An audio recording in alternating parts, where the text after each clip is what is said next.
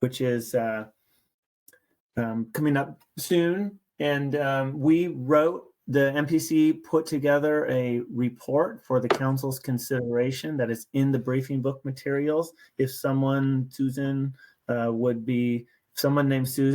would be willing to put a link to the March briefing book, that would be great. I was going to do it before we go.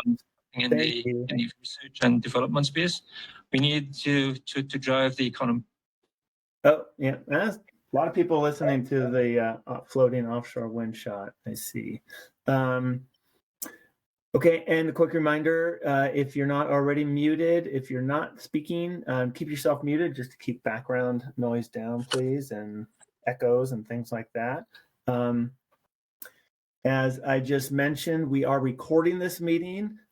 Pretty much all the MPC meetings are recorded, and then we post them to our website so people can check them out later. And it's especially helpful with presentations like we're going to hear today. You can see the PowerPoints. A pro tip is that we post these to our YouTube channel. And if you are going back to listen to meetings, you can actually hit on the little gear icon on YouTube. You can speed up the playback.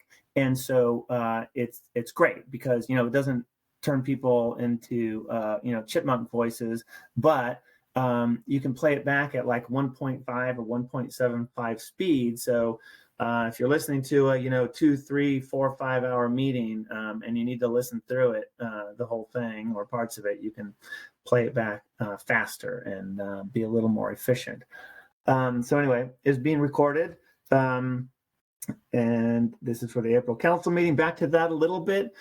On the Pacific Council's April agenda, marine planning is listed as a shaded item, which basically means it's tentative. They won't decide if they're going to set that agenda item in stone until the last day of the March meeting, which is the 10th of March. So by then, they'll have a better idea. And obviously, after our meeting today, getting an update from BOEM, we'll have a better idea of whether there will be items that need council consideration and action at the April meeting. Regardless of whether it's actually on the agenda, the MPC should plan to put together a report that would be at least an informational report, just as an update, upcoming meetings or comment periods, that sort of thing, like we normally do. So even if there's no actual action required by the council, we should plan to put together some sort of a report on an informational basis. Your co-chairs, Mike Conroy and Susan Chambers, are here. And Mike might need to step away, and that's fine. We know that. Susan and I will basically be running the meeting when Mike is not here. And then the last thing I want to mention today before I turn it over to Susan, I guess, to walk through the agenda, or Mike, or both, is that we have a new MPC member. Crystal D'Souza is with CDF&W. And is taking the seat that was held by Chris Potter, who retired. Crystal was a sub for today's meeting, but also since then she's been approved by the council chair on a permanent basis for as long as, or at least indefinitely for the CDF&W seat. So Crystal, do you mind if I put you on the spot real quick? People might be curious, just sort of a very quick sort of intro. So I see you're unmuted. Why don't you go ahead? Sure. Thanks, Carrie, and pleasure to be here and happy to serve on this committee. So thank you. And thank you for the introduction. I have been with the Department of Fish and Wildlife since January of last year, specifically focusing on offshore wind, though doing an array of activities for the marine region for the department. And I'm a staff counsel over there and assisting and advising them on those issues. And very happy to be here. Prior to that, I was with the Department of Food and Agriculture. I can't say it was necessarily specific to anything that would be marine related, but I think some of the issues definitely, or types of things that I did, overlapped here with my current position. So I'm excited to be here and thank you all for having me. Great, thank you, and welcome aboard, Crystal. Okay, with that, are there any questions about sort of the nuts and bolts of today? You know, Sarah, I saw your note. I will make you a moderator so you can share your screen. Are there any other questions? You can raise your hand if you have sort of logistics questions. Hey, Carrie, I think Corey has his hand up. Oh, okay. Corey, Maybe it's go ahead. another vestigial hand. No, thanks. This one was on purpose, but yeah, always a possibility. I can wait till Mike and Susan go over the agenda, but and thanks for the clarification that we're talking about April, but in not remembering what the plan was, I do know that we were talking about the modernization rule and wanting time to discuss that and what might go into a comment letter or not. And so I was maybe misunderstanding that it would be on our agenda today, but yeah, at some point, can we go over what the plan for advising the council on whether a comment letter is warranted and what should go into it? Yeah, I can take that, and maybe Mike has been paying attention to that too. So we are going to hear an update from BOEM today, some sort of a summary on their take on the rule, on the proposed rule. I've taken a sort of a cursory look through it, as has Mike Conroy. So that's one of the things, coming out of this meeting, if the consensus among the MPC members is that, yes, this is something that the council should comment on, and we want to, put together some, a draft letter, which is basically what it would be, then yeah, that would become an action item. That's one of the things that would, trigger being officially on the April agenda. So thanks for bringing that up. Well, to that point, Conroy? Carrie, the comment deadline is March 31st, so I don't know that including on the April agenda would be helpful. But to that point, in having looked over it, there's nuance. It's a lengthy rule. There are a few items that may be of interest to the council. Removing the requirement for a site assessment plan if there's going to be a Met buoy used is something that the council may want to weigh in on, depending upon what habitat concerns there may be, which depends upon how those Met buoys are attached to the seafloor. And then the other one that may be of interest is kind of their approach to revamping the regs in terms of the auction process and potential bid credits. But aside from that, a vast majority of the rule, in my opinion, covers things that, I don't know that the council has neither the expertise nor I recommend that they would comment on the other items included in the rule. Yeah, thanks, Mike, for the reminder that the comment period is over by the time we get to the April meeting. So that alone would not be a trigger for putting this on the April agenda. All right, any other logistics questions? Okay, then I would like to turn to Mike Conroy and Susan. If you guys have any opening remarks, add anything that I missed, and then you can introduce our first speakers for today. Susan, you want to do this? Sure. I don't have much. I just want to thank everybody again for being here. These are important meetings to do across all the fisheries in the council family. So thank you all for being here. I see a lot of GAP members here who I'll see next week. Some council members too. And yeah, thank you for being here. We'll start with the Bureau of Ocean Energy Management update. Last time we heard a lot about the call areas off Oregon, but we have some updated information in general today. And then we'll have an overview of the West Coast Fishing Communities Report with Lila Issei and Lisa Pfeiffer. Public comment. And then Marine Planning Committee discussion. And there was something else I had to say, but now I can't remember what it was. So I'll turn it over to Mike Conroy.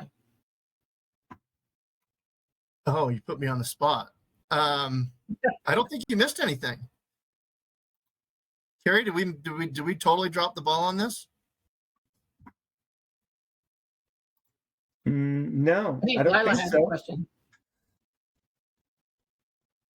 What was Hi. that, Susan? Yeah, thanks. I just wanted to also say that Karen Viatoro from BOEM is here also with us today. And so she may also have some remarks during the agenda item that Lisa and I are presenting about. So just wanted to mention that. Thank you, Lila. Should I elevate Karen? Should she be presenting anything or sharing slides? Oh, hi everyone. This is Karen. I don't think that'll be necessary, but thank you. Okay. Thank you for joining us.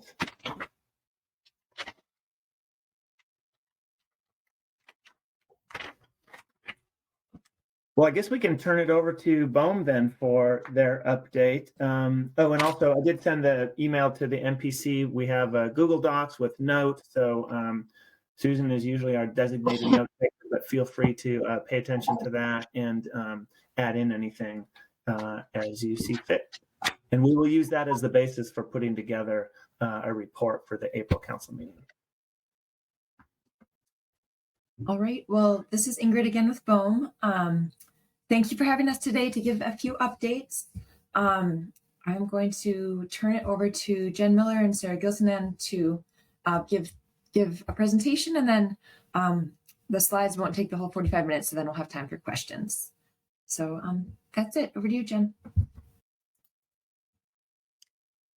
Hi, everybody. Good to be here today and talk to you guys briefly about the proposed modernization rule that BOEM recently put out. And this, the modernization rule is a response to the offshore the offshore wind program really maturing over the last 13 years since the regulations were first promulgated. Since that time, BOEM has conducted 11 auctions, and we currently manage 27 active commercial leases. And based on this experience, we've identified a number of opportunities to modernize our regulations to help facilitate the development of offshore wind energy resources to meet the climate and renewable energy objectives of the nation and the individual states. The proposed rule contains 8 major components, and they're included in Federal Register Notice, the one that's listed here. And these are hyperlinks that, once you guys get the slides, you can click on these links and they take you directly to the documents. It's Federal Register Notice 88 FR 5968. The regulations.gov document for comments is BOEM 2023-0005. The 60-day comment period closes on March 31st. And as I mentioned, the rule contains 8 major components. It would eliminate unnecessary requirements for the deployment of meteorological buoys, increase survey flexibility, improve the project design and installation verification process, establish a public renewable energy leasing schedule. It would reform BOEM's renewable energy auction regulations. It tailors the financial assurance requirements and instruments to those actions, clarifies some safety management system regulations, and it revises other provisions, and it makes some technical corrections. I heard that there was some interest in the first major component that would eliminate a potential site assessment plan for data collection activities that are associated with a meteorological buoy. And the main reason for this is that we first formulated the SAP requirement in 2009 when the offshore wind industry gathered that the meteorological data would be primarily gathered from a tower that was fixed in place, basically a Met tower. Since that time, the industry has transitioned to meteorological buoys in lieu of a meteorological tower. And because the U.S. Army Corps of Engineers, they currently permit scientific measurement devices such as meteorological buoy, the requirement for a SAP has been deemed redundant. And so the proposed rule would eliminate the SAP requirement for Met buoys on a limited lease and for installing off-lease Met towers and Met buoys. Off-lease Met towers and Met buoys would continue to require U.S. Army Corps of Engineer permits, given that the agency's jurisdiction over obstructions deployed in U.S. navigable waters under Section 10 of the Rivers and Harbors Act. And are there any other questions, or do we want to wait till public comment? But that's basically the modernization rule. And if the best way to look at it is to go into the Federal Register, and the executive summary, I'm going to direct you to that. That really provides a great summary of the individual requirements and the changes that are proposed. So I did want to just provide a little bit more information on the SAP buoy, the SAP for the meteorological buoy requirement. I see Corey's got his hand up. Okay. Go ahead. Yeah, Mike, if you want to go first, go ahead. But I see you had your hand up, but Well, you beat me to it, Corey. all right, I'm fast on the draw. Yeah, I think I can wait on this question, but the other one that kind of in skimming the rule the last week was number 4, the public schedule for leasing, and it seems to me the intent of that is to give developers a better idea of how to plan, their resources on what to on what to possibly bid on and where. So but from the side of our side of things, where we're focused on what areas might be looked at for development, do you have any thoughts on how that might change? It seemed like it was more trying to capture how you all have operated in the past couple years about with the 30 by 30 and announcing that you're going to look at California, Oregon, so on and so forth.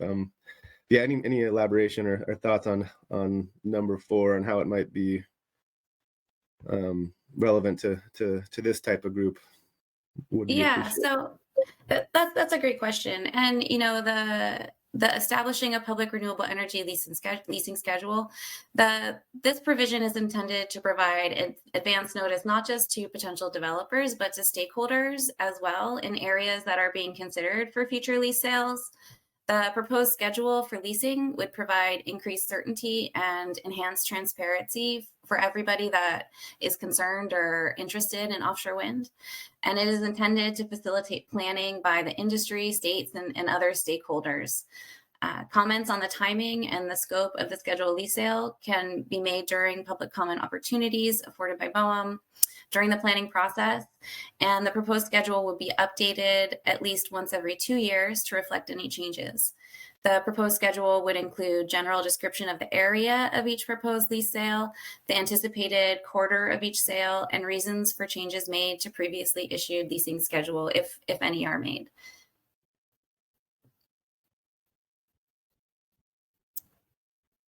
Does that cover you, Corey?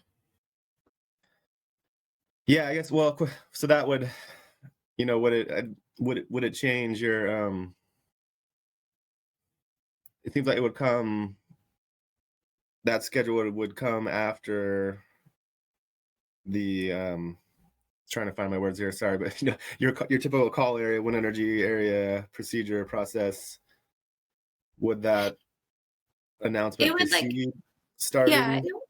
Yeah, it would provide like a high level overview of when those activities would be considered. So, maybe it would have, I don't know all the details of it, but the idea is that it would give a general schedule, I think similar to what was released for the first time ever by BOEM in the last couple of years, looking at the 30 by 30, as you mentioned, with, anticipated lease sales. It probably won't get into all the minutia of when call areas will come out, but the idea is that it would provide more certainty and transparency in when areas would, potentially go out for auction or up for call. Okay, thank you very much. Hi, Jennifer. I got 3 questions that are focused primarily on these Met buoys. The proposed rule says they're typically 6 to 12 meters in length, 20 to 40 feet. I guess my question would be, do you know how those are typically anchored? Is it with one anchor? Do they have multiple anchor lines like a turbine? Or do you know the answer to that? Yeah, a lot of the Met buoys that we've seen proposed on the Atlantic have a single point mooring. And so I think what we would anticipate on the West Coast would be something similar, or it would be similar to the buoys that are currently out there and operated by other organizations such as NOAA. So it would be a similar design, as what we've seen in the past. Okay, thanks. My second question is, has the Coast Guard typically established safety zones around these Met buoys? Not that I know of. Okay. There's a lot And of then- buoys out there. They're not all offshore wind. Got it. And then my third and final one is, the Army Corps hasn't issued any permits for on-lease Met buoys off the Pacific yet. Is BOEM going to work with the Army Corps to ensure that fishing community and other interest stakeholders are informed when they publish notice of application for that permit? I believe so. I believe the Met buoys are, the locations are included on nautical charts. And so that information should be available and accessible while out there on the water. No, I understand that and appreciate it. But before the buoys are deployed, is there a public process to inform the proposed sighting location for those buoys? Or is it just one of those things that you'll hear where it's going to go once it's there?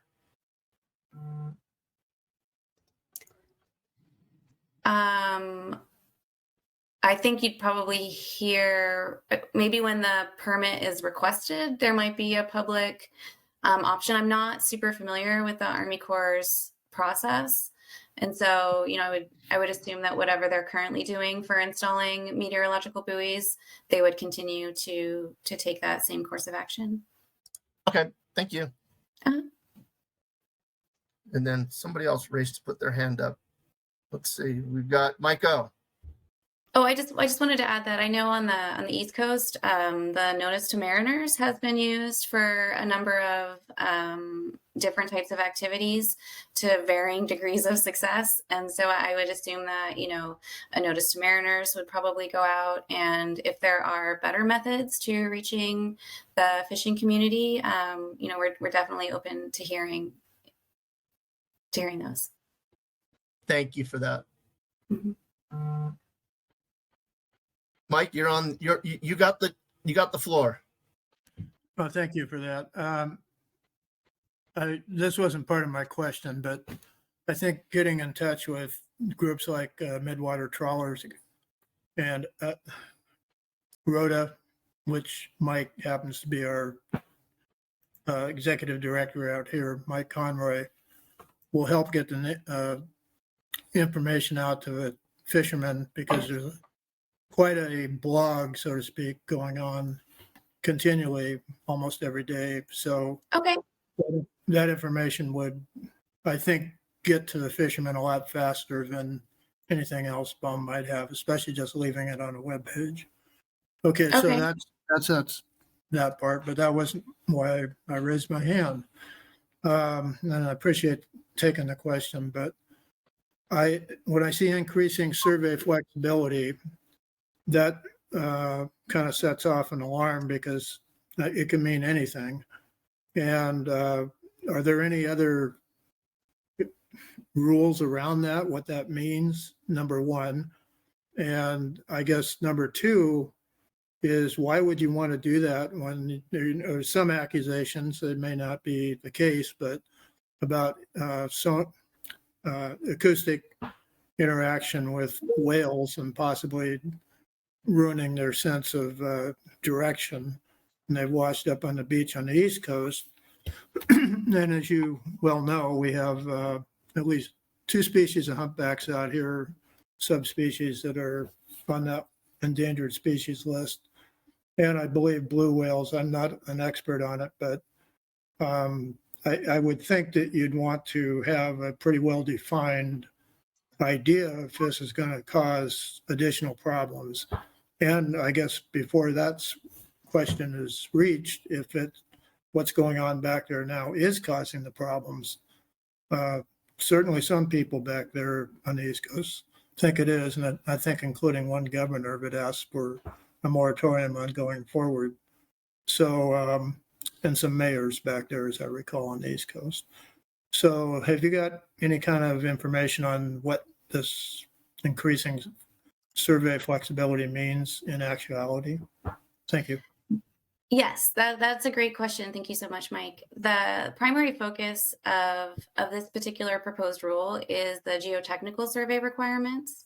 Currently, BOEM requires detailed geotechnical survey data for each proposed wind turbine location in the construction and operations plan that is submitted by the lessees prior to the project is construction, or the authorization of construction. However, we have learned that the precise location of each wind turbine is uncertain at the COP's middle stage, and the geotechnical data is primarily collected for engineering purposes, and it's more relevant to the review process after the COP approval, which includes the facility design report and the fabrication and installation report.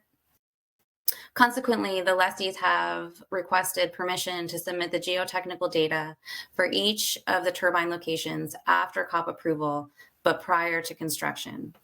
And the proposed rule would defer certain geotechnical survey requirements, such as the engineering site-specific surveys, boreholes, fiber cores, cone penetrometer tests, and other penetrative methods. The proposed change would allow for more time to complete the required surveys and would provide greater flexibility in the design of projects. And so that's the focus of the modernization rule. Okay, and would that fall under NEPA review then, or how does that work? So the deep geotechnical borings are a requirement in the regulations, and this would just delay the information that is collected at that time. The NEPA review would still continue, and there would still be site characterization information that's collected. There would still be borings collected within the survey area or within the proposed project area to define site characterization. However, the requirement for a deep boring at each and every wind turbine generator location would be deferred until after the COP. Did that answer your question? I think so. Thank you. Thank you. Thanks, Scott. You still got your hand up, so go ahead. Yeah, thank you. I appreciate the chance to ask a question. In the section on the eliminating the requirements for the Met buoys, I kind of looking at it, it seems like it might have some big benefits for the East Coast to eliminate the need for pile-driven towers. But out here, we're looking at buoys regardless. And one of the problems that we had previously with the renewable energy project that was proposed off Coos Bay was when the Met buoy was placed, they use a disposable anchor or an anchor that they had no intention of recovering. And it's a common practice. It's unfortunate, but what usually happens is the device is placed with essentially an electronic shackle that can be released from the surface with a electronic signal at the end of the time period for the test. And then the buoy floats to the surface or releases from the anchor, and the anchor is left on the seabed. And it didn't look like in the rule there was anything that might require anchors to be recovered, because particularly like in the case off Coos Bay, the anchor was left even though the project never happened. So that becomes a hang up and an obstruction to the fishing industry. So it'd be great if there could be an amendment to the rule that would include the requirement for recoverable or recovered anchors, not disposable anchors. Thank you. Thank you, Scott. That's a great comment. The buoy that was installed by NREL, and it was not installed on a BOEM lease because one did not exist at that time. There are requirements in our regulations to return the seabed to its original state if activities occur on a BOEM lease area, and there are decommissioning requirements that can be associated with the installation of facilities. And so I would assume that, you know, there still may be a requirement to return the seabed to its original state after the Met buoy has been removed. However, I would want to see how the proposed regulation continues to move through before I'm able to say affirmatively, you know, what that rule will look like at the end. But right now in BOEM's regulations, there is a requirement to return the seabed to its original state. And on the East Coast, the developers have been required to remove all of the associated facilities, including the anchors. Great. Thank you very much. Good.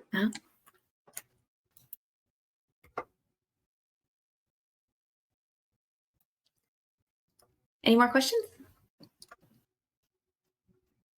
There are 3 hands up. I know, Louis, I'm going to have to ask you to wait till public comment to ask because we got to get through this quickly. I don't know if David, if you're representing the SAS today, or if you're here not with that hat on, but if not, you know, once again, if you could hold off until we get to the public comment opportunity in a bit. But Lila, I know that you are part of us, so therefore I will jump you ahead.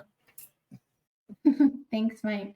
Jen, thanks for giving us an overview today. I just wanted to clarify, going back to Mike's question. You said that the requirement for the geological survey information, the proposed rule would say that that's not required until after the COP. And I think Mike was asking about, does that mean after NEPA? So I just wanted to clarify the process steps. So what this rule would be doing is saying that the requirement for that survey information could come in after the EIS is completed and approved and the COP has been approved. That just to bring in the NEPA part of it. Is that correct? That's correct. Okay, thank you.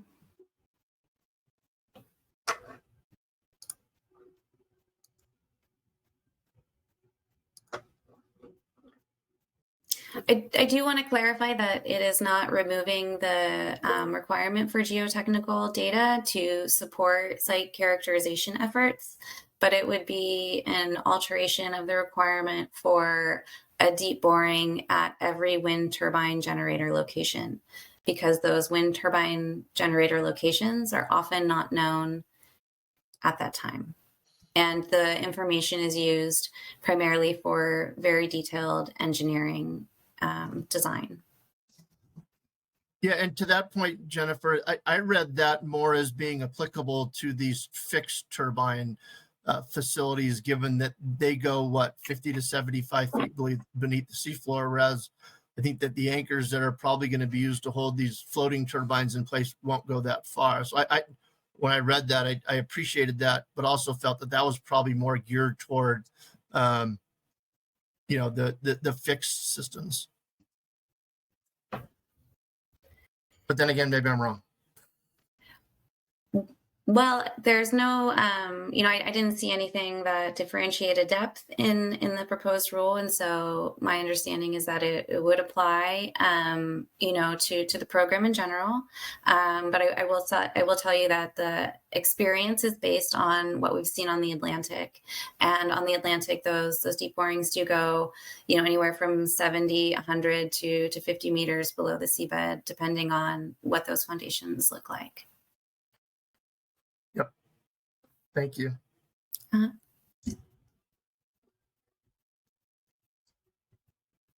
So any more questions on the on this proposed rule, and should we hand it back to Ingrid for any other BOEM related updates?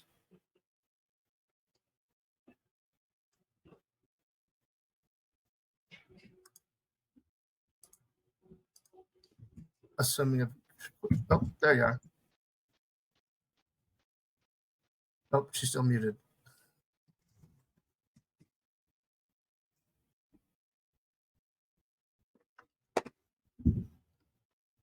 Hey, this is Sarah from BOEM. Maybe I'll jump in while Ingrid's on mute. We did have a few more slides on next steps for the newly awarded California leases. So with your permission, I can move through those. Okay, great. Permission granted. I'll be presenting those. So this is Sarah Giltanan speaking. I've been with the BOEM Pacific office for about a dozen years now in a number of different roles. Currently, I'm coming to you as the project coordinator for BOEM's offshore wind activities off California. So my intent is to give a high-level overview of what's coming next for the commercial wind leases that have been provisionally awarded off the north and central coasts of California. I'm looking at the time. I think I have about 4 or 5 slides, and I will try to move through them quickly, but certainly welcome the committee's time check if you need me to speed up or pause or come back after a commercial break. So let's start with sort of where we're at in the process. I think this rainbow slide is likely familiar to many of you. I'm showing it again just so we can visualize where we are in the process for California. So we've done planning and analysis to identify the California lease areas. The California auction was held in December. And now we're aware that red arrow is pointing just after the lease auction and before granting the leases that were offered in the auction. BOEM has not yet issued those leases to the provisional winners. So that means that the lease requirements aren't yet in effect. This is due to some timing requirements that were included in the Inflation Reduction Act, or the IRA. So that law directs that BOEM can't issue a lease for offshore wind unless BOEM has also held an oil and gas lease sale of at least 60 million acres in the previous year. So to comply with that law, BOEM will issue the California leases following the next BOEM oil and gas lease sale. That sale is scheduled to be held in the Gulf of Mexico. It's called Lease Sale 259 for oil and gas. And again, per the Inflation Reduction Act, that oil and gas sale must be held no later than March 31st. So once that lease sale is held and consummated, then BOEM will send the provisional winners of the California wind leases their lease copies for execution. They have a few other requirements to comply with, like paying the balance of their bids and providing financial assurance. And then the California wind leases will be executed and go into effect. So just wanted to explain those timing notes. As I said, the California lease sale was held in December. It took a day and a half. It was held on December 6th and 7th. Here are the results. There were 5 lease areas offered in the sale, 2 off the north coast and 3 off the central coast. And these leases were provisionally awarded to the 5 companies that are listed here. The high bids totaled just over $757 million, all of which goes into the U.S. Treasury. There is a round-by-round summary of the auction available on BOEM's website. It's boem.gov/California. And that summary includes, again, round by round, the cash bids and the bidding credits for all of the bidders. Okay, so now that with that stage set, I'll move into some of the near-term next steps.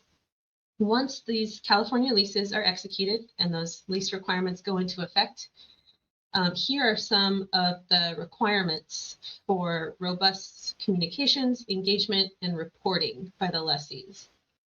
The lessees will have to develop 3 different communications plans: a Native American tribes communications plan, agency communications plan, and a fisheries communications plan. So I'll go into a bit of detail on the fisheries communications plan.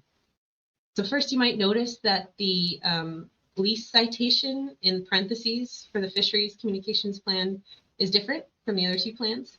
And that's because the California leases have an entire section on commercial fisheries lease stipulations. It's section 6. This section is new in BOEM leases. It's the first time there's been a section focused solely on commercial fisheries.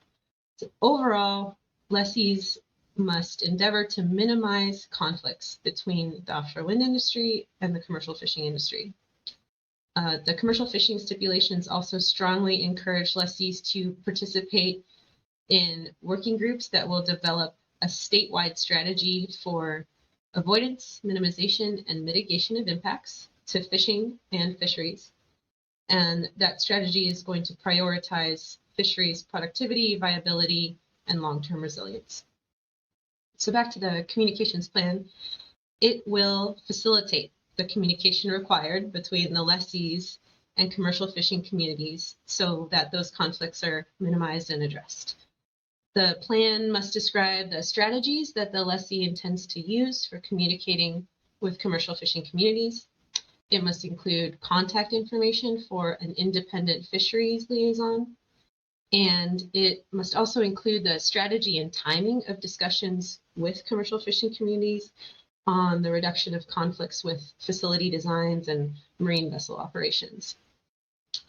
As far as timing, the lessee must provide the fisheries communications plan to BOEM and to the commercial fishing communities for review and comment, and host a meeting to discuss the plan within 120 days of the lease effective date.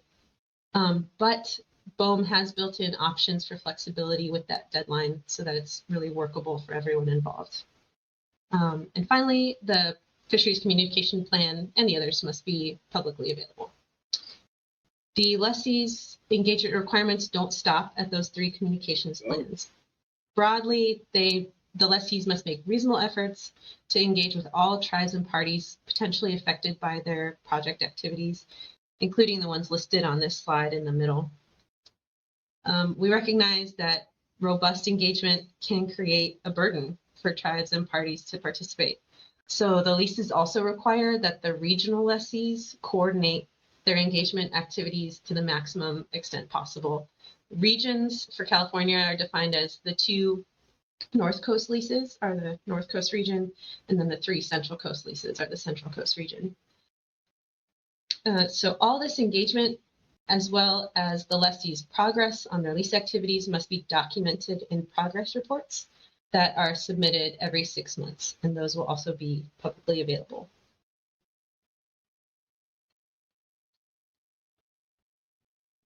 Another set of next steps is the lessee's site characterization and assessment activities for their leaseholds. So Jen spoke about this a bit, but just to make it crystal clear, hopefully, in BOEM speak, site assessment means deploying a facility to assess the wind resource and other met ocean conditions. So we expect that here the facility will be a met buoy because the industry has moved away from fixed bottom meteorological towers. And then site characterization means surveys. So the lessees must submit survey plans that describe their planned survey activities for biological, geological, geophysical, geotechnical, and archaeological resources, as well as others. Under our current regulations, so as they stand now, because the proposed mod rule that Jen presented is still proposed, so we operate under what our current regulations say. So under those regulations, the lessees must also submit a site assessment plan to deploy a met buoy to collect that met ocean data. Before, I want to point out toward the bottom of this slide, some of the links there. So before the California lease sale, BOEM completed 2 environmental assessments under NEPA and the associated consultations that covered the potential impacts of lease issuance and the activities that follow. So site assessment, those met buoys, and site characterization, the surveys.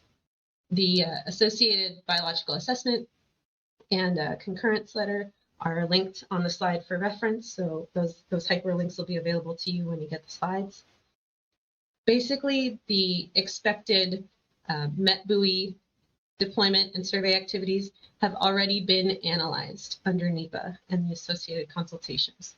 So when we receive them at BOEM, we will review the lessee's survey plans and their site assessment plans to make sure that they're consistent with that previous analysis and consultations.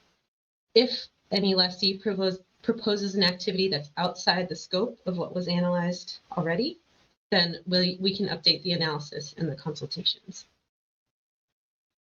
Each lessee is expected to conduct surveys because BOEM requires that survey data with their site assessment plan and their construction and operations plans. That survey data allows us to be able to analyze the impacts of the Met buoy and ultimately the floating wind project proposed by the lessees. And the leases require that the lessees submit their survey plans at least 90 days before they conduct any survey activities. BOEM has 30 days to review the plan and provide any comments or modification requests back to the lessee. BOEM, interestingly, for survey plans, we don't explicitly approve them. The lessee has to address all of our comments. And once those are all resolved, then they can proceed with their survey activities. For the California leases, BOEM is the primary reviewer, but the California Coastal Commission also has review authority because of their conditions under the Coastal Zone Management Act. The lease does not name any other agencies in the survey plan review process. And finally, I just wanted to highlight that the leases have a lot of requirements for lessees surveys. Just to name a few, the lessees have to make sure that the mitigation measures described in the environmental assessments and the concurrence letter are reviewed and understood by all personnel. There's language in the lease that allows the lessee to satisfy protected species requirements by complying with NIMP's approved measures to safeguard protected species that are most current at the time that the activity is undertaken. And there are several protected species monitoring and reporting requirements as well in the California leases. That was a lot. In addition to our regulations and our lease requirements, BOEM also has some survey guidelines available. There's only 4 types listed on this slide because the slide only has national guidelines. BOEM has a lot more that are specific to the Atlantic, but we only wanted to include the ones that are relevant to the Pacific here. I'm sure a lot of folks on the line today are familiar with that last box with the draft fishing mitigation guidelines. Those are still in draft form, and BOEM is working on addressing the comments and finalizing the guidelines. So the final ones for those are forthcoming. Lastly, this is primarily for reference. The lessee's construction and operations plans off California are a next step that's probably years down the line, and we expect that we'll have many discussions about COPs in the future. So we're going to go into a lot of detail today, but again, for reference, this slide has a summary and the BOEM regulations citations for what lessees need to include in their COPs. And note here, as of January of this year, our sister agency, the Bureau of Safety and Environmental Enforcement, or BSEE, has been given renewable energy authorities that previously resided with BOEM. So just a shortcut here, any regulations references to 285 fall under BSEE, and then BOEM is 585 generally for short. So that, believe it or not, is the high-level overview. Thanks so much for your attention and time, and we are happy to take questions now or during public comment. Yeah, thanks, Sarah. It's Mike here. Just a quick question before I venture off into windshot land. In the New York Bight, BOEM prepared a programmatic EIS for those 6 lease sites. Has there been any talk within the agency of doing something similar for the 5 lease sites off California?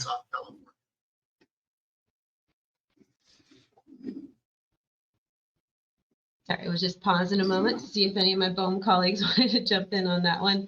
Yes, well aware. A decision has not been made on whether to follow the same PEIS model for California as for the New York Bight. But we track with our Atlantic colleagues very closely, and that is an option that is under serious consideration.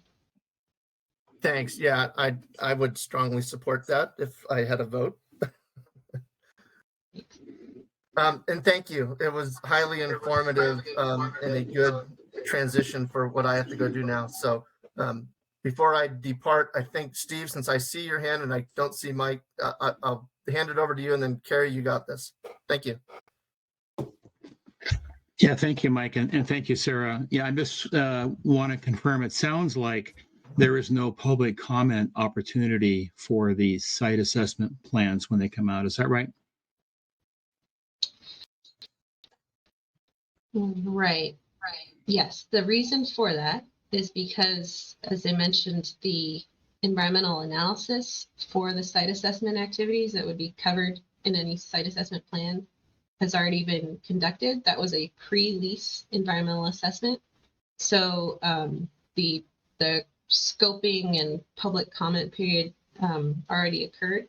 However, if the lessees propose anything that's outside of the scope that was already analyzed and commented upon, then we can update the analysis.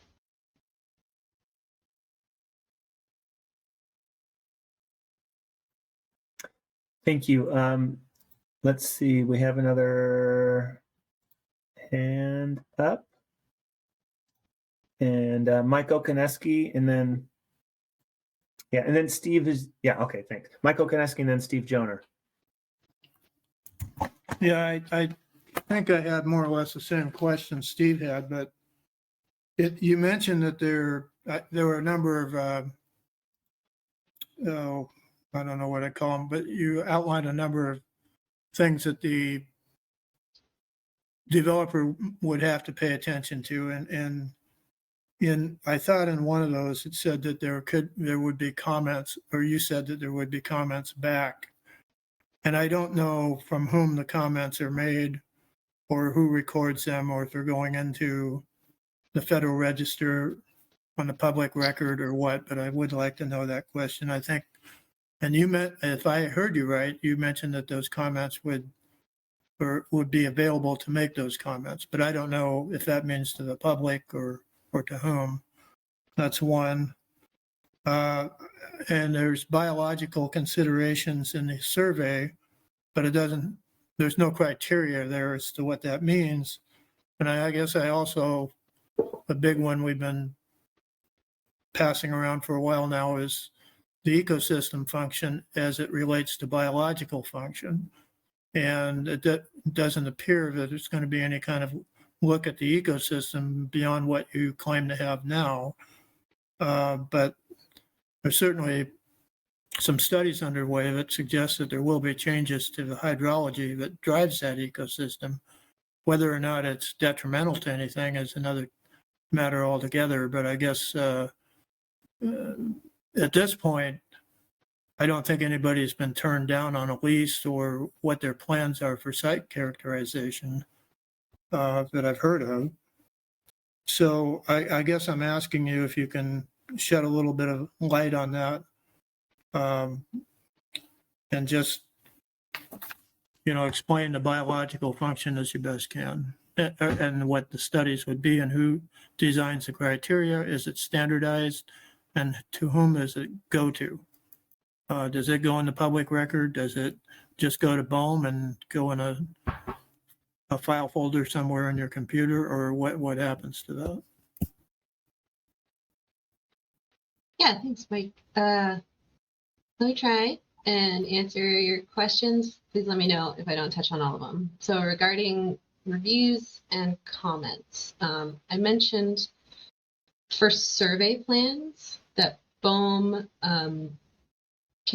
BOEM reviews them, the survey plans from the lessees, and then can provide comments back for the lessees to make clarifications or modifications to their survey plan. So that's one comment opportunity that I mentioned, and that is pretty much solely for BOEM as the lead reviewer and authority for those plans, and in the case of the California leases, the California Coastal Commission under their authority for Coastal Zone Management Act. So that's one comment mechanism. It is not public. Another opportunity is the communications plans that are required by the lessees and the lessees' progress reports that are submitted to BOEM every 6 months must be publicly available. There's opportunity to redact some business confidential or private information, but overall, the intent is for them to be transparent. So we haven't built in public comment opportunities per se for those, but in that they'll be publicly available. I think you know where to find us here at BOEM to share any comments that you may have on those communications plans and progress reports. For the biological survey information and ecosystem information. So the requirements for BOEM to be, sorry, let me start over. BOEM has to be able to do impact analysis on the lessee's construction and operations plans. And these surveys, biological and other types, give us the information to be able to do that impact analysis. So the requirement is essentially the biological and ecosystem information that allows us to do that impact analysis. The guidelines that we flashed on a previous screen provide some more information on certain types of those surveys and how best to make sure that the lessees meet our survey data requirements for their plan submissions. So I think that's what I can offer in response on that topic, but certainly invite any of my BOEM colleagues on the line to weigh in with any clarification. Hi, everybody. This is Jen Miller. I'm currently the chief of the renewable energy section, but prior to that, I was the senior geophysicist in the Office of Renewable Energy Programs. And so I have quite a bit of experience with the survey plans and the process. And as Sarah mentioned, the survey activities are considered part of lease issuance. And so the environmental assessment that is done prior to lease issuance includes the conducting of the surveys that would provide the site characterization information that would be required for review and impact analysis in the construction and operations plan. It also contemplates the site assessment activities that would be considered, things like the installation of a meteorological buoy or a meteorological tower. However, if a meteorological tower is proposed with the proposed rule, a site assessment plan would still be required. And given that the plan is still a proposed rule, at the moment, a site assessment plan is still required for the installation of a meteorological buoy.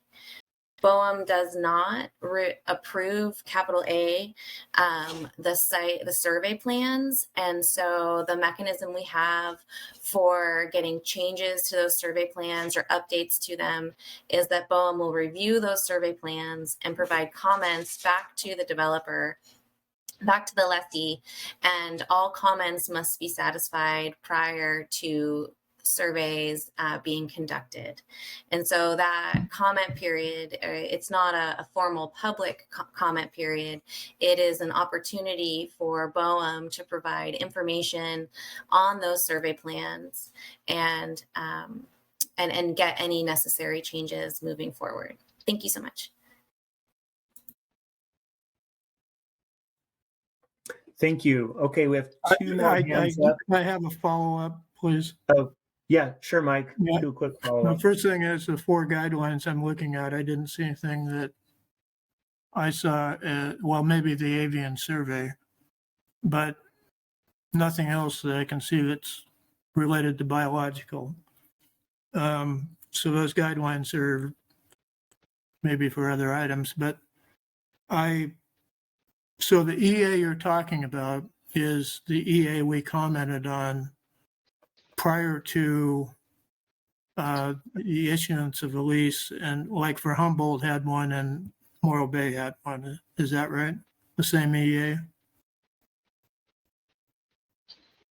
Two separate EAs, but yes, correct. The ones that were finalized.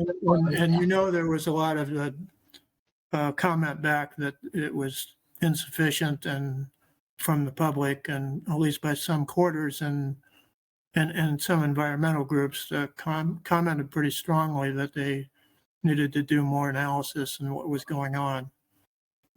So those comments are on the record, and I've read a few, so I know they exist. But I guess, is there any consideration of that, or is it just never got any feedback on it? So just curious how that plays in, or if it does play into your the progression of how this system works. Yeah, this we've reviewed those comments as well, and so the environmental assessments completed before the lease sale were and had an associated finding of no significant impact associated with them based on the findings, based on the biological assessment, the consultations that were conducted. So that, as far as the activities covered in the scope of those EAs, that was lease issuance, site assessment activities, again, that basically means met buoys, and survey activities was deemed adequate. So we have not yet done the analysis on the construction and operations plans. That's coming next. And so there will be a really robust EIS on those COPs that come in from the lessees. Sorry, one last quick question. So that EIS you're talking about, that would look at the methodology used in each survey by each individual developer as they put together information that would be related to the development of the COP? The construction and operations plan must include the results of the surveys, and then we'll do impact analysis on the activities described in the COP, informed by those survey results. So as far as how the surveys themselves are actually conducted, that was covered under the pre-lease EAs. Okay, thank you. Thank you. Okay, yeah, thank you for that. We're a little behind. There's 2 hands up, so we're going to go to those and then cut off discussion so we can move on to our next agenda item. So Steve Joner, you go, and then Lila, and then we'll move on to the next agenda item. Okay. So I want to follow up on Mike's question. It's still not clear to me when the issues that the tribes have raised about impacts to the ecosystem, including impacts to upwelling and distribution, migration of larval fish, all the way up to impacts on migration of marine mammals. Is this going to be done on a piecemeal basis based on the EA for each wind area? Or, and you mentioned a robust EIS. Will that address those fundamental questions? And when would we expect to see that? So that's my first question. And then I have another one about contacting the tribes.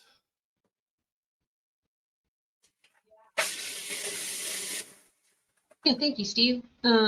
So input from tribes on all of these issues certainly has been noted, and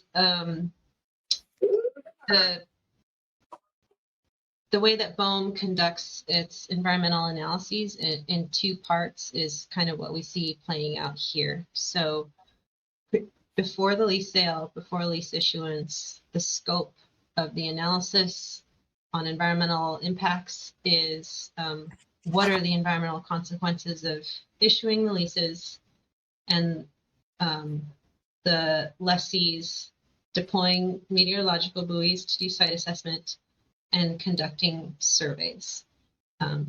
So those have previously been analyzed and consulted upon. And then with recognition that government to government consultation with tribal nations is an ongoing and continuous process. So that is not as segmented as maybe the more like, okay, the pre-lease EAs are final, and then we move on to the construction operations NEPA.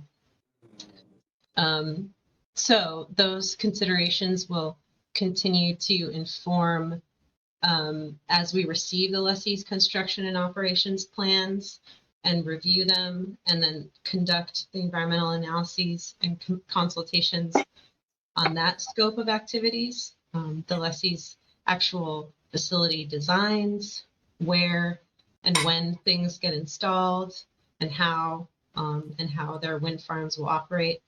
We will continue to consult upon those activities and analyze them. I'm not sure that I answered all parts of your question. Please let me know if I missed anything. Well, I guess, do you have something available that does address the cumulative impact of all of the call areas and potential future call areas and lease areas on the West Coast? The impact on upwelling, for example. I've not been able to find anything, and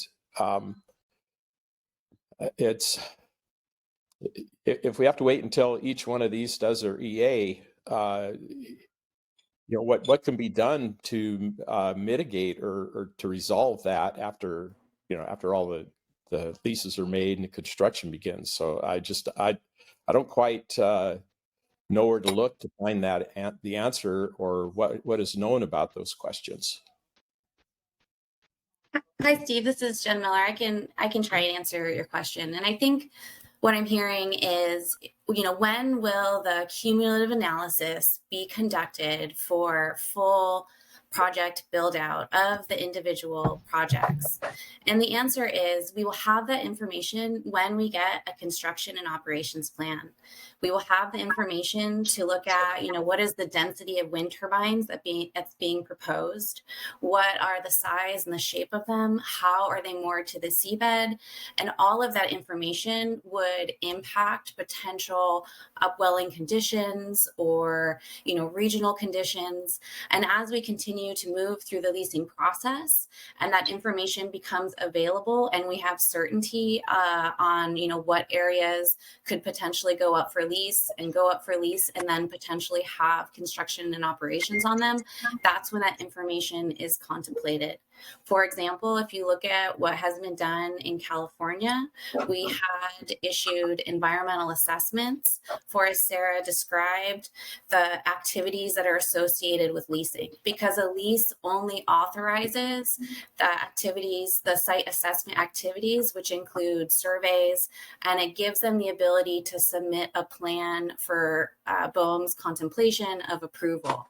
And so once we get that construction and operations plan that has all of that information in it, that's when the environmental impact statement will be conducted, and things, cumulative impacts can be looked at in a reasonable manner. At this point in time, we don't have any leases issued in Oregon. So there aren't any cumulative impacts that are reasonably foreseeable. There aren't any leases. And so the way that the program is designed is to work through it in a stepwise function. And one of the reasons that this is so important, we've had 11 auctions on the Atlantic. We have 27 active commercial leases, and we have, been, authorizing these leases, I want to say since 2011 or 2012, and we've only approved 2 individual plans. And those 2 plans are now being constructed and operated. And we have done a considerable amount of cumulative impacts on the East Coast, because we have a good understanding of where those projects are going to be, what they're going to look like, what the density of them is, and what those cumulative impacts could be. I hope that answered your question. Yeah, that's very helpful. So Okay, just as a follow-up, so there won't be any, the first anchor will not be set for the first tower until all this is known and addressed. And so correct. any idea on how much time we'd have to respond to that and to follow up with any, additional survey needs or information that would be needed? Yes. So the timeline that we have developed is that after lease issuance, the lessee has, maybe a year to submit a site assessment plan if one is necessary, and then an additional 5 years to submit that construction and operations plan. So the maximum amount of time is 6 years between lease issuance and the submission of a construction and operations plan.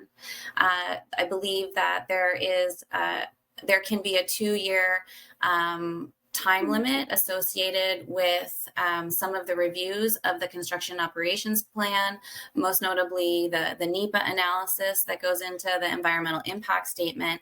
And then if the construction plan is approved, at that point in time, that is when those activities, there's a couple more steps after approval or approval of modifications of a construction operations plan, but essentially, maybe within a year after any approval or approval with modifications, as I mentioned, there's a couple more documents that have to come in and be received. They're very engineering technical documents, but after they clear all of those hurdles, that's when construction would be allowed, but not prior to that. And so it is a very lengthy process, and there are multiple opportunities for public comment, especially around the review of the construction and operations plan and the NEPA analysis that is associated with that. Okay, thank you for that. Carrie, I just have one more. This will be real quick. I guess for Sarah, in your first slide, you talked about communicating with the tribes. So I'm not that familiar with the California tribes. I have had contact from some of them about this. Who is identifying those tribes? Is that BOEM doing that, or how do you identify the tribes that you need to communicate with? Yep, great question. So in the lease, the lessees are directed to work with us at BOEM, and because these are California leases, with the California Native American Heritage Commission to identify tribes who should be included in these communication efforts. Now, we at BOEM know that the tribal interests cover a wide geographic area. Critters move, the sea space is all connected, and so we are going to be able to direct the California lessees that their communications should be inclusive of tribes outside of California who may have interests in these activities. So that is how we're going to approach identifying those appropriate tribes for the lessees to communicate with. Okay, so the Washington coastal tribes would be in that list of tribes to communicate with, correct? Correct. Okay, thank you. Okay, thank you both. We're going to keep going with this discussion, even though we're eating into the next agenda item. I think it's probably important while we have our BOEM colleagues online with us. So there's 2 more hands up, so we'll just keep going with this. Lila, you're up, and then Corey Niles. Thanks, Carrie. This is a process. Well, first, this is a process question to you. I have questions and suggestions, I guess, for the MPC members to consider right now. Is it okay to bring those up now? I think let's try to focus on questions of clarification or content with BOEM. Okay. And I'll then, and then either, after this or after lunch, we can have the, discussion among MPC members. Okay, perfect. Thank you. Okay, then Corey Niles and then Mike O. Yeah, thanks, Carrie. I just following up on what Steve was asking others for a question for Jen, and more of a comment, maybe just articulating some on this idea of cumulative impacts and what is possible now versus waiting to the construction operations plan. It's just maybe helping to understand better, and as not a geophysicist, but so I'm not seeing this in the details you are by any means, but we were reading the lease sale announcement in the Federal Register. There was a passage in there about how you all identified the lease area, and I have it here in front of me. I won't read it all, but it basically lists factors such as reasonably comparable commercial viability and size, prevailing wind direction and minimal wake effects, maximize energy generating potential, mooring system anchor footprints, distance to shore, so on and so forth.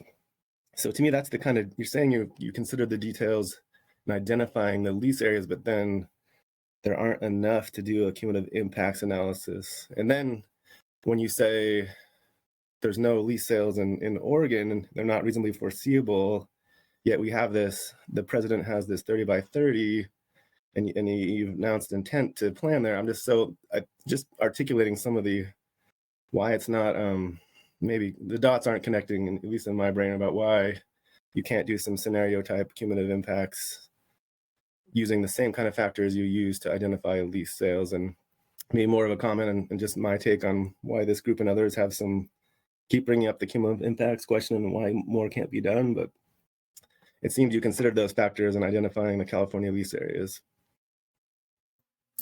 Correct. We did consider those when we were looking at the call areas and the wind energy,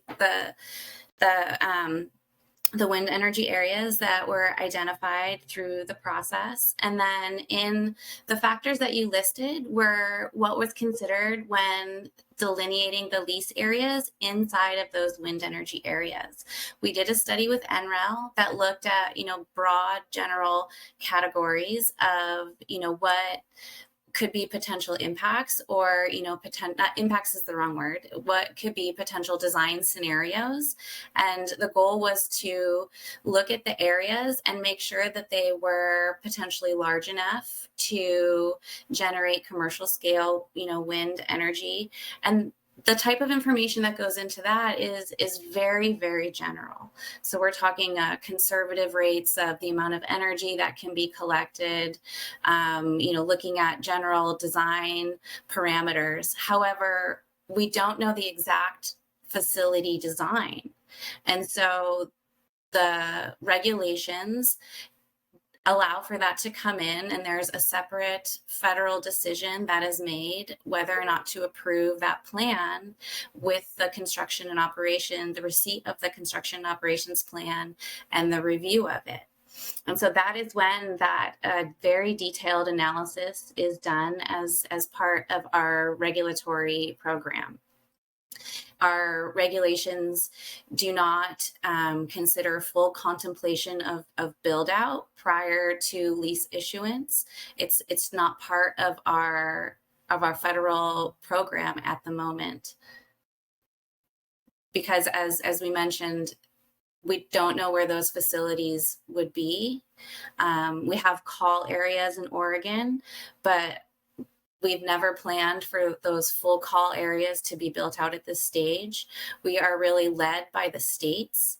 BOEM provides access for energy development, but it is very strongly a state-led process. And so if we can continue to move forward, looking and analyzing the areas off of Oregon, and we may or may not have a lease sale. It's not certain at this time. We're continuing to move down that road, but there's only so many people that work at BOEM, and there's only so many things we can do. And so I think what we try to do is we try to take the actions that seem really reasonable and foreseeable, and do a very detailed analysis according to our federal regulations. Hey, Jen, do you mind if I add a little bit to that? Yes, go ahead. I wanted to create the awareness that, very much supportive of all the comments provided, like the insights provided here by the folks on the line. And I completely understand the desire to have more information at the outset. I'm right there with you. And just to create awareness, I am an economist here with Bone Pacific's regional office. So to that point, I wanted to create awareness that BOEM is actually, spinning up to develop more studies and more research to begin to answer these kinds of questions. The next segment of this particular agenda is going to explore one of those avenues of research efforts that we're going to try to begin to understand a bit more about the details of the specific areas that we'd like to study more. But I want to create the awareness, and as you all know, whenever there's a decision to fund studies, right, it makes those areas a lot more interesting, and there's a lot more attention drawn. But as I have it understood, because things are so tentative, as my colleagues have mentioned, there are no leases, there are no specific areas.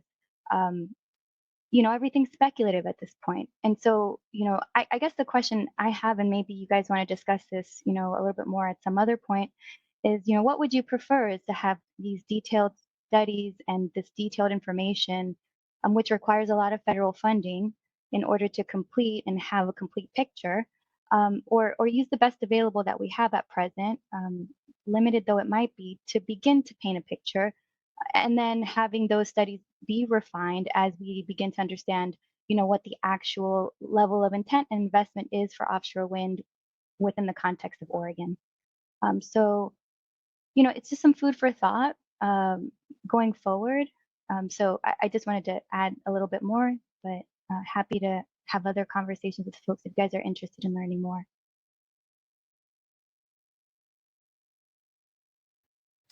Thank you, Karen and Jennifer. Let's go to Michael Koneski. Pardon me. I guess question to BOEM, but this came from another colleague that is as confused as I am. And what is the answer to what the comments that are contrary to the direction you want to take your offshore wind development from, say, a group like Oceana or NRDC, whether it's just a blip or a whole couple of paragraphs that say, yes, we need a PEIS, or it's comments from the fishermen. How does that guide you in making your decision? What do you do with those comments? We'd really like to know, and it seems like you're skirting the issue, or the question, I'm sorry, not the issue.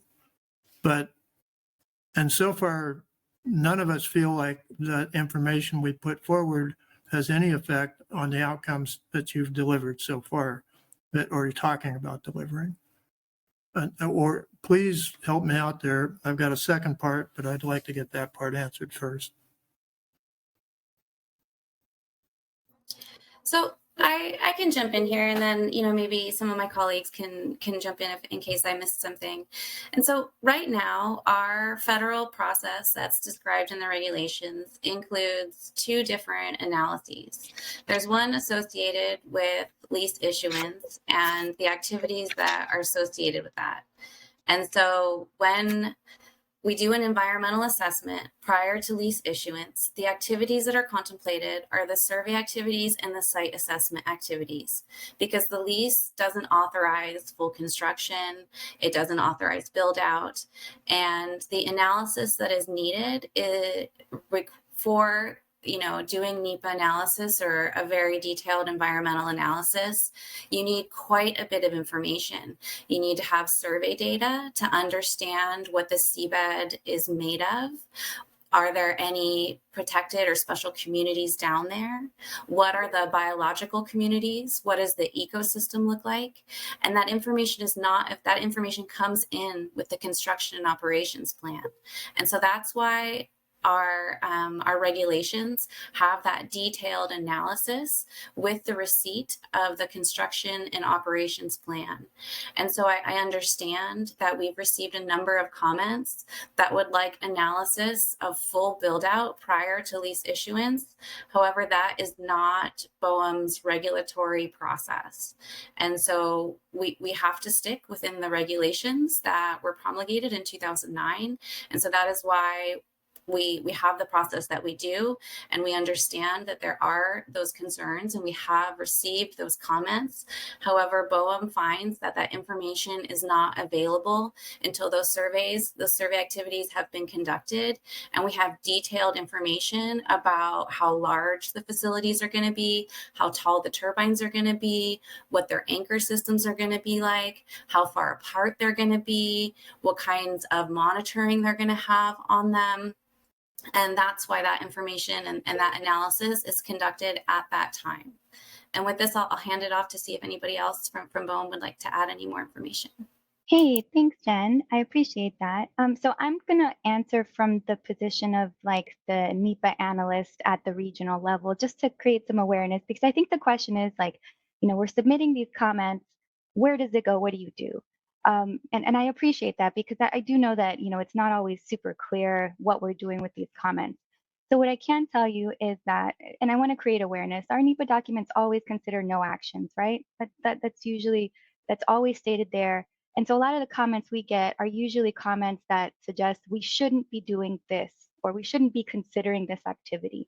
Or if we consider this activity, it should be done within a specific context, right? And I'm just generalizing here because there's a lot of different comments, but they generally speak to either you're not supportive, you're supportive with conditions, or you're fully supportive. And that's usually the flavor of things. And so what we do is we try to figure out what currently exists in the literature or in existing frameworks that could help us better understand how we can, create communication and dialogue with developers to keep these kinds of things in mind, right? As they're, we're regularly, not me as the analyst, but I know that BOEM is, in contact with developers to create awareness on what the concerns are at the local level. So we use them, we summarize these comments, we keep them in our back pocket, and they're always there. So whenever someone asks us, are there concerns on this particular subject matter, regardless of the discipline, we understand what the concerns are because of the comments. The comments inform that communication. We're also sometimes at a loss for being able to properly address these comments because there's no request for action on them. Usually it's just it's an expression of disposition to the activity that's being considered, and it's not necessarily seeking a particular action. And so I think that's where the disconnect sometimes lies, where an entity will express a specific disposition to an action, but with no clear intention on to direct BOEM's approach, right? So it's like we're aware of the concern, and we try our best to figure out ways to address the concerns either through stakeholder engagement or taking those comments and putting it into future guidance or guidelines. And I think, if I'm not mistaken, and Sarah helped me out here, but I do know that we do try to create some awareness on how our position is on the comments that were submitted, and they may not be tit for tat in response to every single comment, but there's usually some kind of awareness that gets developed. It takes us time, and we are limited bandwidth, so but we do take a look at the comments that come in, and we do internally discuss whether or not we believe that there is any action item associated with it, whether or not this is within the scope of the activities that we're considering. Oftentimes we get very broad comments that, seem to address things that are outside of the scope of, the specific action that's being considered. And so up to this point, actually, sorry, I'm not thinking within the Oregon context always, but, until we actually have an action to consider, the full range of like wind build out isn't really on the table until developers actually have some time to assess the site. And, this kind of goes back to the broader conversation that everyone was having here with respect to, why is it that we're only looking at certain activities at certain times? And I think it kind of makes a little bit of sense if you pan out. You kind of have to understand that developers need to explore the area before they can actually inform any kind of construction plan, right? Absent that, they wouldn't be able to give you any kind of detailed plans. And so you'd be stuck in this sort of circular world of, what comes first, the detailed research or the plans. And so, BOEM has decided that we're going to go down the path of we'll identify one lessee first. They will be the only lessee authorized to explore that area. And then you will only have one plan. The alternative would be, to open this up to everybody and then get, having multiple siting and assessment characterization plans. And that just seems overly burdensome for everyone involved. So I'm going to stop talking because, I tend to go on, but I appreciate it and I hope that was helpful. Well, it's the best answer I've heard. I think I'll take, if it's okay with you, come back one-on-one with that one at a different time. I don't want to hold this whole process up, and I really appreciate that effort. However, there's a lot on the table as far as protections that are necessary to move forward, and we are used to seeing a great deal of preparation of how the analysis is going to go, the research, everything else planned out well in advance in anything we do. And some of the areas we fish, for example, may not be have been fished before. So we have to look at things from the start. So we're used to the EIS process. But this seems to be you put limits on how much you're going to analyze because you say that you're going in a circular fashion of chicken or egg. And you can't make up your mind as to when, that it would be out of line to do further analysis, then very tight restrictions on that analysis that you have. And so if we ask questions about ecological function, that's not on the list. So even in the surveys, it doesn't appear to be on the list. Now, so that's where concerns start up. And the fishing itself is seemingly just not even of interest. We hear it is, but when we've stated before that these are heavily fished areas and do our best to communicate that, seems to not resonate at all. So that's why we're frustrated. And I'll let it go at that. I'm not going to ask the second part of my question. Thank you. I appreciate that, Mark, sincerely. And I just wanted to create awareness that our friends at NIMF and are going to be presenting on sort of that first stab approach at trying to address that very question that you just asked. So thank you for that.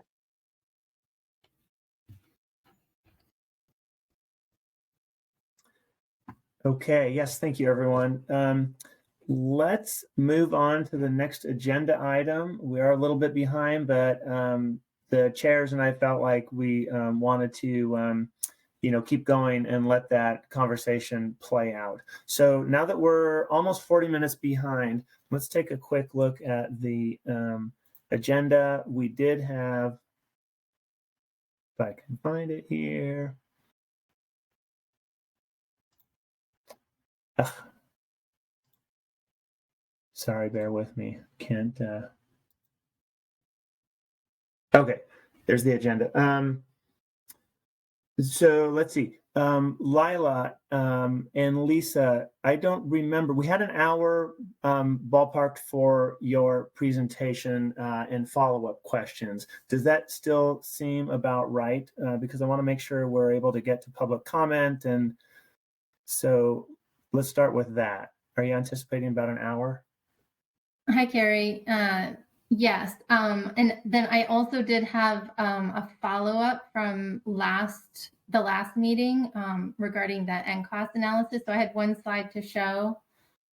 I'm wondering maybe I could do that before lunch, and then could we do our regular agenda item after?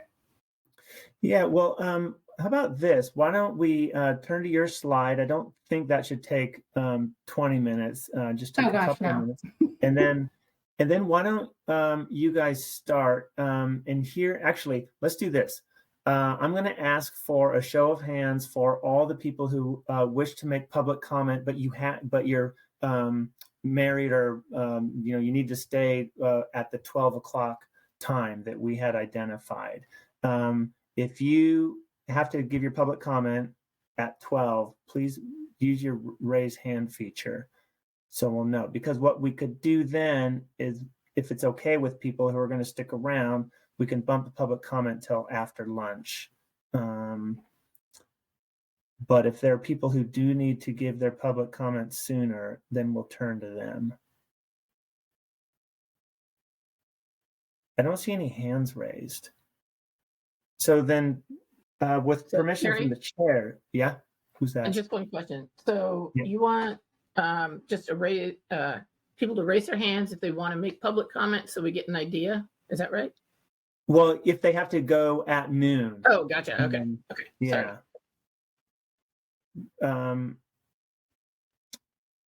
Yeah, because then I don't see any hands raised, so that tells me that people who want to make public comment are okay waiting until a little later. So in that case, we could let Lisa and Lila show her first slide, and then we could just let them do pretty much their whole presentation and break for our regularly scheduled lunch at about 12:30, maybe 12:40, and then come back for public comment. That's what I'm thinking. Gotcha. Okay. So yeah, if that's okay with Mike and Susan, let's do that. That works for me. Cool. Thanks. All right, Lila, then I'll put that slide up that you asked me to show, and then we'll just let you and Lisa move forward with your presentation. Okay, that sounds good. Thanks. So following up, during the last MPC meeting, NIMS and ODFW presented about the fisheries analysis and recommendations that we provided to BOEM and NCOS for the spatial model off Oregon. And some questions came up about the data that was used, specifically whether it included landed catch at ports outside of Oregon. So we created this updated slide. So we showed this slide last time, but it didn't have those dots in the bars that are there now. And so those dots there, the yellow and green lines, are a reminder that the yellow lines are the effort data, and then the green is the revenue. And then the dots there show for each year whether or not the catch there, or that the catch landed at, that it includes data about catch landed at all ports on the West Coast. And then if there's no dots present in the lines, that means the data was only from catch landed at Oregon ports. So, yeah, we can give it, a second for that to sink in, but just wanted to show that. Lila Albite, yeah, can you say that one more time? The lines, the rows with no dot mean that the data was only from Oregon ports? Correct. And the lines with the rows with the dots are includes inclusive. The landed catch from ports all along the West Coast. Got it.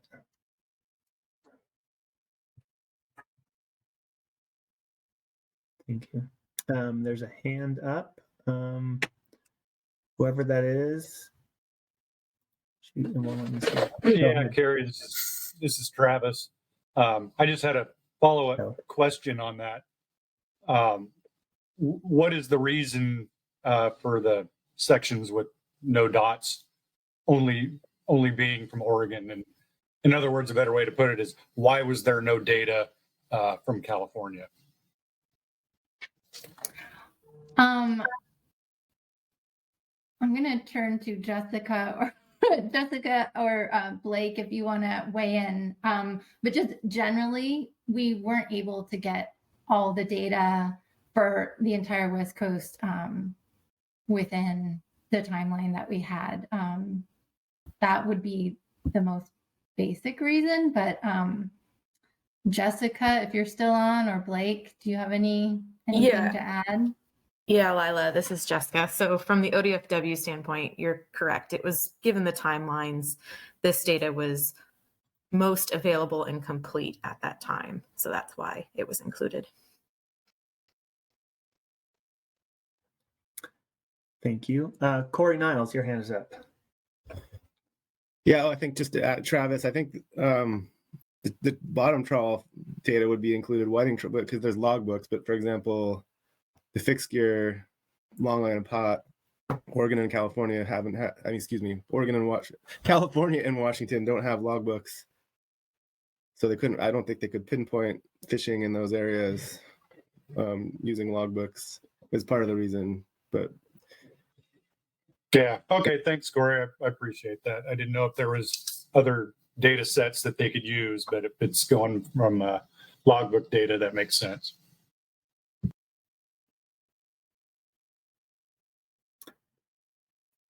Okay, any other questions on the slide that Lila is showing? All right, and Lila and the other presenters, are you guys okay with us posting the PDFs of your slides to our web page for people to view later? I guess that, let's say if you don't want it, or they're not ready yet, let me know. Otherwise, we'll do what we normally do, and that is, post them for people to view later. And they're in the recording anyway. But sometimes people want to make some edits or corrections, so just let me know. All right, well, Lisa and Lila, why don't you guys move ahead with your presentation, which is next on the agenda?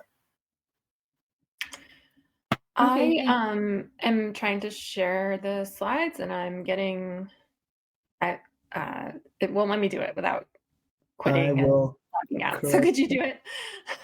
Sorry. You should be able to. You are a moderator. Are you logged in on 2 different machines? No, it was just, I think it's the first time that I've done the Ring Central downloaded version, and there's settings on my computer that apparently have to change. And okay. So Carrie, I did send you the presentation. If it would just be easier for you to do it. Sorry. Yep. No, with the subject line just in case. So that's why we're doing it. Let me just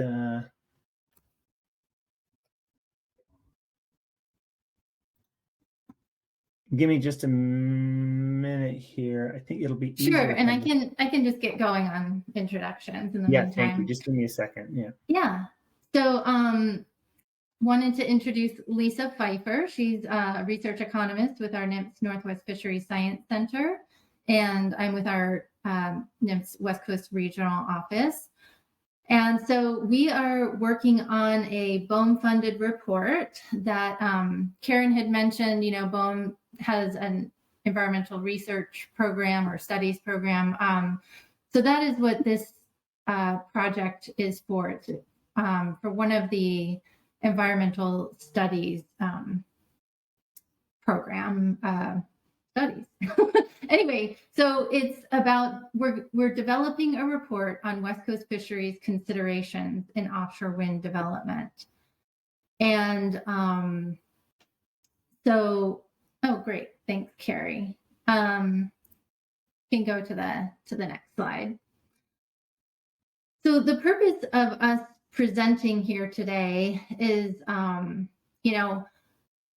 going to go over the purpose first of all, and then actually I'm going to turn it to Lisa, turn it over to Lisa, and she's going to give an overview of the project, a basic outline for the report, and then we will welcome input from the MPC and participants that are here today. Next slide, please. So I just want to point out that this is not this study that we're working on, this report. It's not something that's going out for public comment. but we wanted to take this opportunity to, first of all, provide the MPC with awareness of this report that we're working on. And so this is not a formal comment opportunity, but we wanted to make you aware that, you know, we're working on this report, what's entailed in it, and then also to invite any input and suggestions that you might have based on what we share today. So yeah, we're really open to what you want to see in a report like this. And there's also some areas where we would love some of your suggestions for how to address certain parts of the outline. And with that, I'm going to turn it over to Lisa. Thanks, Lila. Yeah, thanks for the next slide. Like Lila said, this is a project that's funded under the BOEM Environmental Studies Program, and there's a link there to the description of the project that you can look at when you get the slides. So the objective of the project is really to help BOEM better understand the socioeconomic characteristics of West Coast fisheries in relation to offshore wind development, and to provide additional information to enable BOEM to conduct a more thorough analysis of potential impacts from offshore wind on fishing sectors and fishing communities.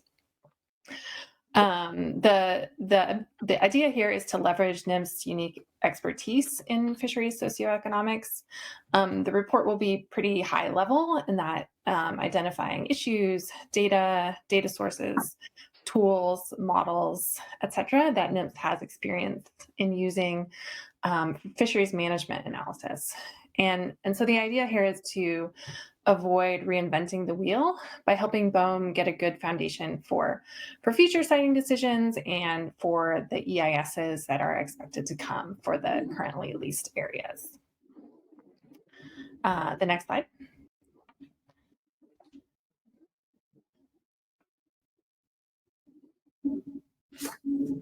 Can you, oh, there we go. Okay. So there's 6 key elements that are currently included in the report. The first is to describe West Coast federal, commercial, and recreational fisheries, supporting industries and infrastructures, and the unique interconnections like portfolios and operational aspects of the fisheries. And the second is to identify the types of socioeconomic data available, their complications and other issues, the types of socioeconomic modeling and data analysis commonly used by NIMS scientists, and how each source of information can contribute to BOEM's planning steps, which include NEPA. The third is to identify ways to incorporate information from non-federal fisheries of relevant scope to BOEM priorities. So for example, state fisheries, halibut that's managed internationally. So things that aren't, directly federal data. The fourth is to describe ways to identify sectors, primary and secondary markets that may be most susceptible to impacts from offshore wind development. 5 is to describe tools and methods used to estimate direct and indirect impacts from offshore wind development. We do that sort of work all the time for fisheries management actions. And the final is to give special consideration to potential fisheries socioeconomic impacts from a range of potential offshore wind energy development across states and jurisdictions. So for this one, we're really thinking about cumulative effects and effects across state lines, which is what sort of we were just talking about, where fishing may happen that is landed in another state, thinking about issues like that. Next slide, please. So just to give some examples of what we'll include in this report for number 1, federal and commercial recreational fisheries, really, directing BOEM to look at the fishery descriptions in the fisheries management plans. Fisheries are really complicated, so helping BOEM understand those descriptions of different sectors and different gear types and how they interact, how they may not interact in certain circumstances is really important, and a lot of that is explained in the fishery management plans. Things to include, for example, harvesters, charter fishing operations, and private anglers, kind of what those terms mean and what data is available and what might not be, seafood buyers and processors, fisheries infrastructure, as well as considering things like interconnections and operational aspects, and the types of analyses that can be found in, for example, the California Current IEA report, which talks about fishery participation networks using empirical data, and the various economic data collections that are available for different fishing fleets. Next slide. So we'll also talk about the socioeconomic data, tools, and methods that we commonly use for fisheries management. Things like the advantages and disadvantages of each type of fishery data. So fish tickets, logbooks, VMS, things like that. Talk about economic data and what it can be used for, as well as social data that's been collected at various times. Things like social surveys, our indicators, and our fishing community profiles that we do for fisheries management. And then giving some examples of modeling and analysis that have been done for under the MSA and NEPA. And then we'll also talk about the tools and methods that we generally use. So the IOPAC model, social indicators tools, those are all things that you're likely familiar with if you've worked on fisheries management actions, and really explain kind of what these methods can do and what they can't do. Next slide. And this is my last slide. So we really welcome discussion on those topics, as well as some of the other topics. BOEM has, kind of a larger responsibility, a more diverse responsibility than BOEM does. So than NIMS does. NIMS looks at fisheries management, and so BOEM's sort of net is wider here, but things like ways to incorporate information for non-federal fisheries, primary and secondary markets. We plan to include examples of fisheries management actions in our report, but if you feel like there are ones that might be especially good models or good examples for BOEM to follow, that would be good to know. And then, we welcome discussion on things like if there's local fisheries knowledge resources, such as papers, databases, or other forum that have already occurred. And, we talked a little bit about spatial data for recreational fisheries and how we could address some of the lack of really detailed spatial data for recreational fisheries. And then I think my next slide is just a thank you slide. Oh, right. So I'm one of the PIs for this project. Lila is the other, and then the BOEM PI is Karen Villatoro, economist at the BOEM Pacific Regional Office.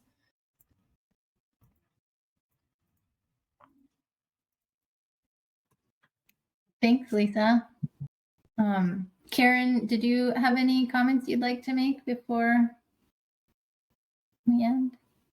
Oh, no, not really. I just wanted to thank you both for providing this overview to the MPCs here today.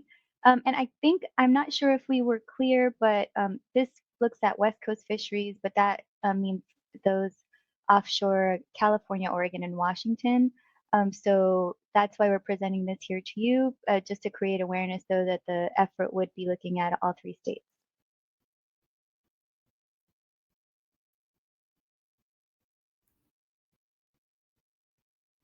Thank you. Well, Carrie, that's it. There's for one us. hand up. Steve? Yes, thank you, Carrie and Lila. My question is whether the report will analyze any consequences that might develop from fisheries displacement and concentration.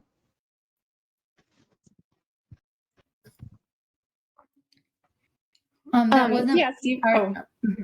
Go ahead, Lisa. I'm happy to jump in as well, just to provide some perspective on, the objectives here. So the primary objective is to leverage NIMS expertise to help us identify the best ways to use their data to answer these specific types of questions. So the question that you raised is very important and fundamental. But it is sort of an economic question in terms of what happens to markets, when there is some kind of encroachment. And so I think it's within the scope to consider that. And I really appreciate that comment, because it's something that, we're still working on. We're at the phase in the project where, we're workshopping with our federal partners to identify data. But the kinds of questions we'd like to answer would be limited by that data. And so I want to create awareness to Lisa and Lila that, these are things that we need to, keep track of, so that and start thinking about ways in which we could begin to answer these questions with the known available data.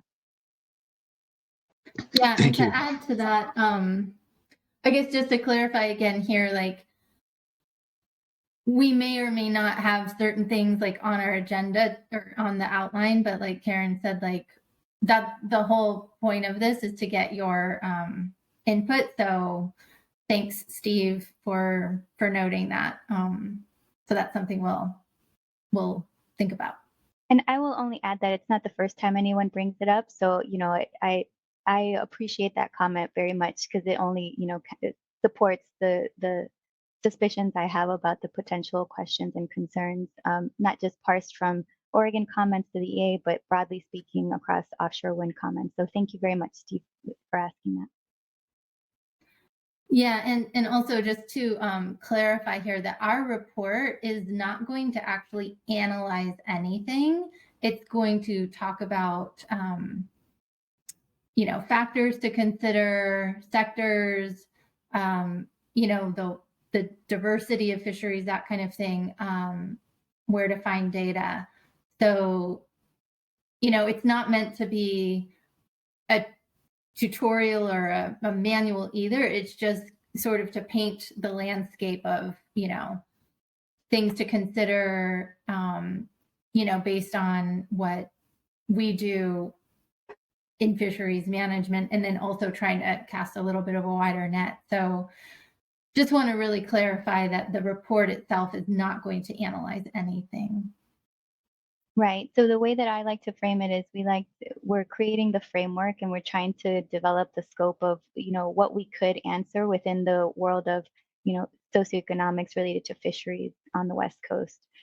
So the first step there is to identify the known information. And then what I'm really hoping to do is be able to parse from, pick NIMS expert brains on, how we can use that stuff to answer the questions before us with respect to offshore wind. One of the limitations is that most of the data sets and, the experts that we talk to at NIMS are viewing everything through the lens of, fisheries management, which is significantly different from the way that we would, look at the marine space if we're talking about marine resource management, like with respect to energy.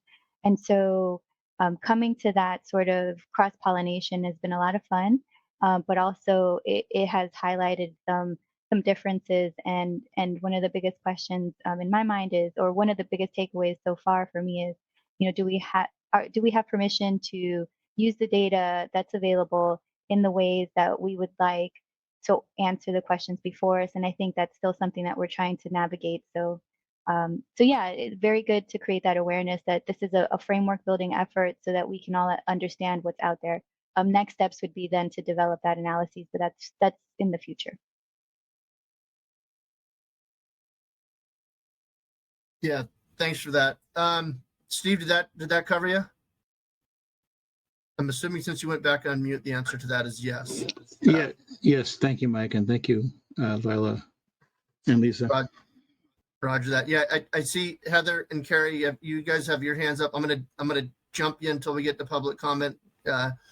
Susan, go ahead, and then if anybody from the MPC has any questions or anything they want, go ahead and raise your hand now. Otherwise, we'll just go straight into public comment. Okay, thanks, Mike, and thank you, Lisa, and everybody, Karen and Lila, for this. But I have a question about timing. if the results of this aren't, if the report is due in September 23, will BOEM delay the announcement or development of wind energy areas off Oregon until then, or what is the timeline and schedule for that? Are the WIAs dependent on this, or is it totally separate? Or can you characterize that for me, how this fits into the process? Thanks for that question. So we're viewing this the way that, this is environmental studies program funding. And so we're taking a look at this through this lens of applied social science research. So, and I want to create awareness that Office of Environment and our studies program, while it helps inform, our leasing decision and is designed to, none of those decisions are predicated on the outcomes of these studies for a number of reasons. So I think I would characterize it as, it's information. It'll be timely for perhaps different iterations of offshore wind development, but nothing would rest on the outcome of this report.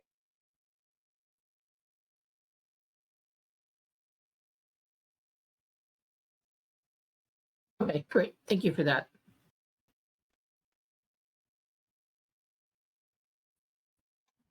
And one quick clarification, Mike was gone when we made the decision to bump public comment to after lunch. So we still do have a little bit of time to continue this discussion. Well, my bad, Carrie. No, not at all. We made a decision and then didn't tell you about it.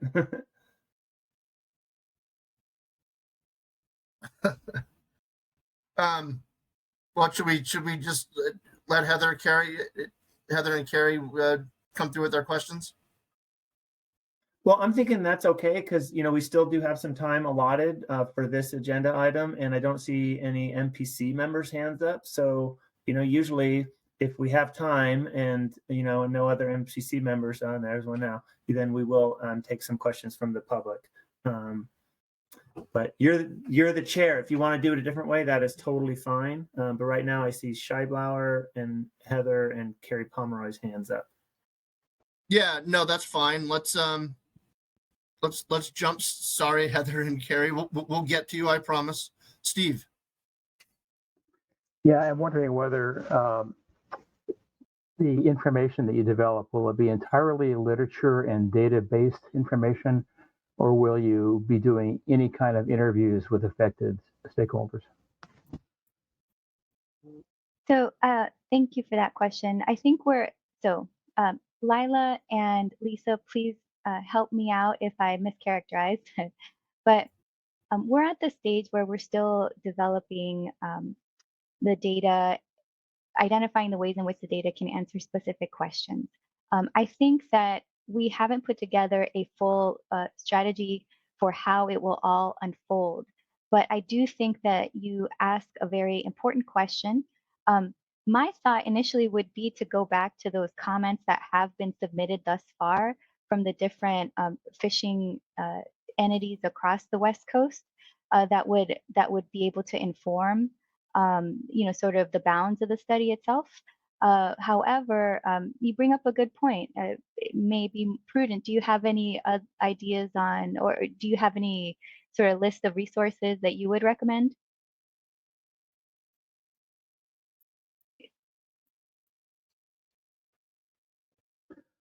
I'm sorry, was that question directed at me? I'm sorry, I didn't catch your first name, but the person that asked the question, yes. Well, yes. I guess it might be difficult, but there certainly are, a number of leaders in different fisheries, people of long experience that could be identified, fisheries and also processors and other land-based activities. I don't have, names right that I would give you right now, but I would think that you could identify some people who would be knowledgeable and might be useful to interview. Yeah, that makes a lot of sense. Thank you for that, Steve. Would you be a person that we could reach out to in case we wanted to go down that road? Well, I'm not a fisherman, so in that regard, probably not. Hi, I'm going to jump in here, Karen.